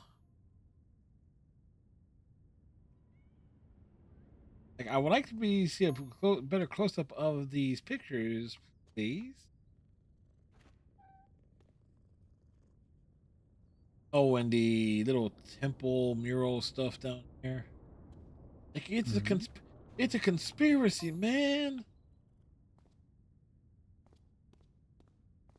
Man. Right, time to see. Got 4,000. Launch your equipment. Right. Oh, no, we definitely would get the Prima Vista next week. That's 5,000. Work on. Yeah, get that achievement if we do the solar system in reverse order. It's like popping. See what the achievements are. Let's see. Maxed out. Yeah. Apply a skin to a wash. A fun house job. Rotating or disc. That one's really easy. In the solar Just use system, the clean the weird one. sun. Then all of the planets in order from. Wait, in the solar system job, clean the sun. Then all the planets in order Yeah, from you the just use sun. this thing. Clean the disk. Oh, we are. You see it? Yeah, I know what it is. I used it on a few. Okay, you weren't saying anything. So... Oh no. Yeah. So. Wait, we did the campsite job, didn't we? Or was that a different one?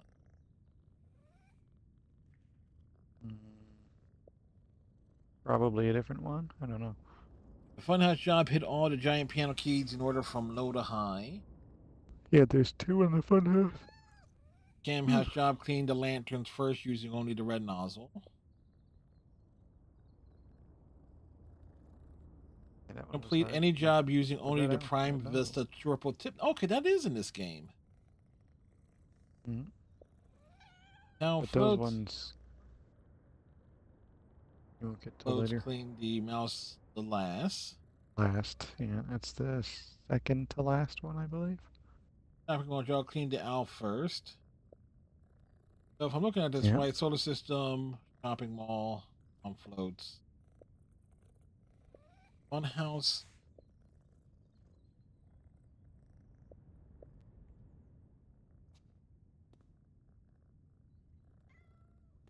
So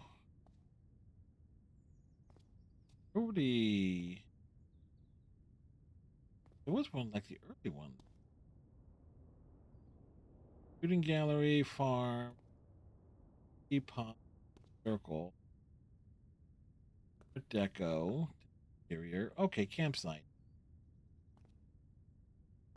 May have been something missed there. I popped that into free play during the day at some point. Like that. To do what? Sorry? Clean the lanterns first. There's another campsite. I think there probably is. Because we've been doing them in order. Here, let me see. When did I get it? What I'm looking at is... What's it called? Hit the lights.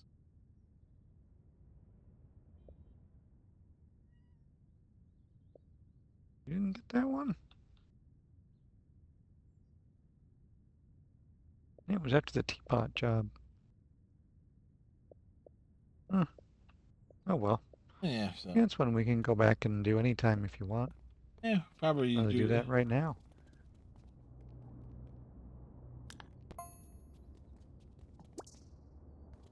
All right, you already have free play job in progress. Okay. Yeah, because the damn disco ball. Yeah. So which one?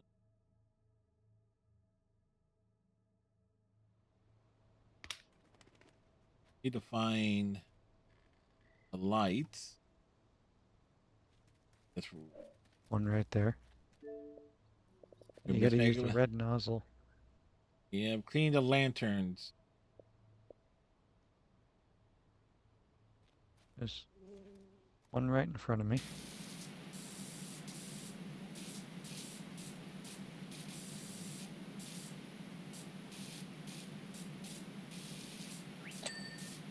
There's one right in here. Yeah, if we were supposed to, yeah, it didn't. Yeah, because I didn't do this part with the. We did it. I was started off at the.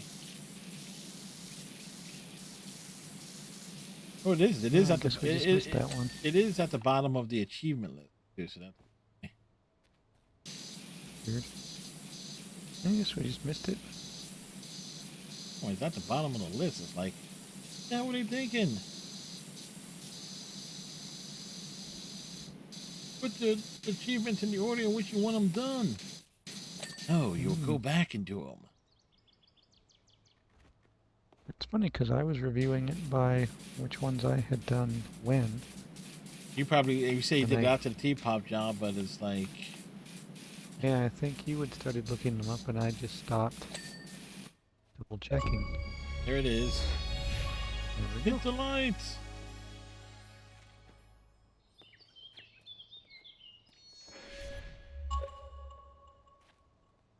Yeah, floaty jump. I wonder, it's like you got these big. Okay, like where's the invisible wall? Oh, there's the gnome. It is gnome. Question is, can we hit it from here? It is unknown.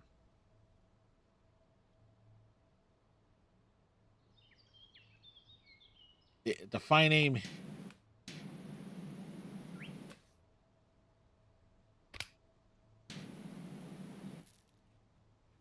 Where is it? Oh. Yes. All right.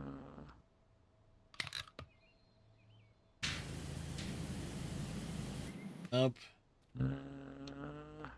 Which one of my things is super turbo?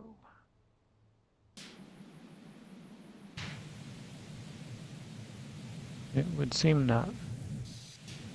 The gnome. Damn you, gnome. Damn you the hell. Oh, well. All right, well. There you go. You got one extra achievement. One extra one on the old. I don't know why it's just like, yes, because it's exit from there, but there is something about like, yes, go back to the home base here. It makes me feel like, Good yes. clean. Yeah, because the first game is like, okay, it's basically still home.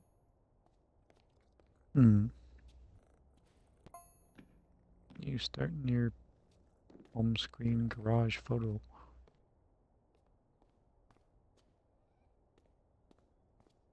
What garage photo?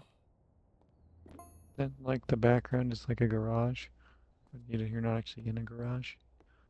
It's like a screen, but the background's just. I feel like it's like a van or something. Eh. Part of my basement used to be a garage.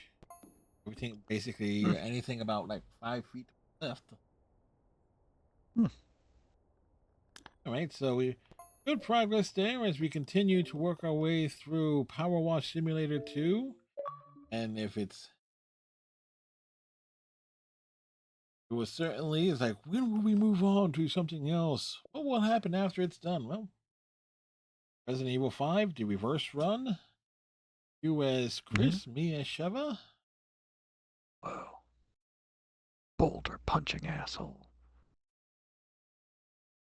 Get to be slaughtered by Wesker a dozen times in the ending again. Oh, for sure. You abandoning me to the spiders again? I told you I was going to do that. I feel I take no ownership of guilt on that one. I was very upfront. I believe I like your version of the story is like you and Dante playing it, and you both had the same idea. It happens. And he's like, Ice, I'm going to leave you behind here because I'm terrified of spiders.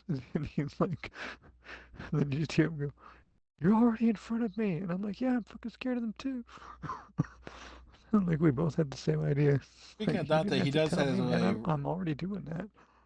Speaking of a Resident Evil, he does have a Requiem shortcut of like he's put like some sort of head or ball through a basketball hoop. Yes, I did that too. It's part of the final puzzle. Like what? There's no time for games. So he said it So was like convoluted. righty. Well, it took us a while to get through those two damn jobs, but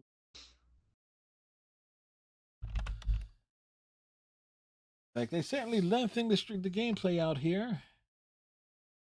But of course, we are just around with the conversations and such.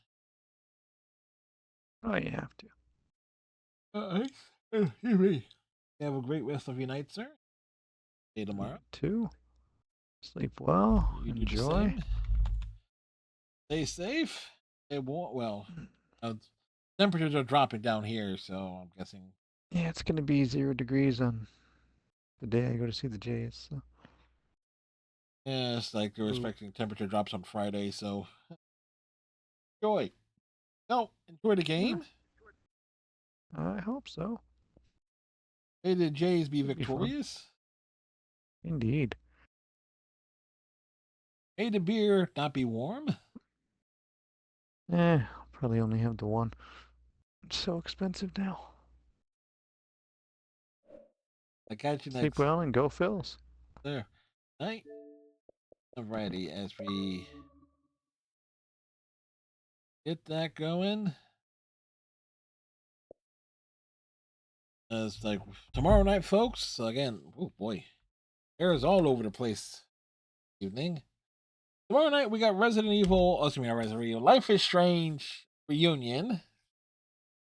As we'll see what's going on with Max and whoa.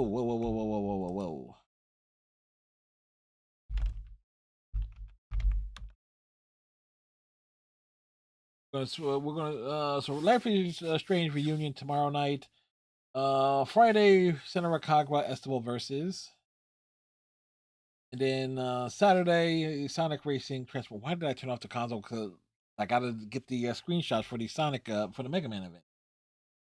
Anyway, I'll turn that back on shortly. Anyway, hope you all have a great rest of your night. Thank you very much for hanging out. Hope you have a great day tomorrow. Stay safe, stay warm, stay hydrated. We'll see ya next time.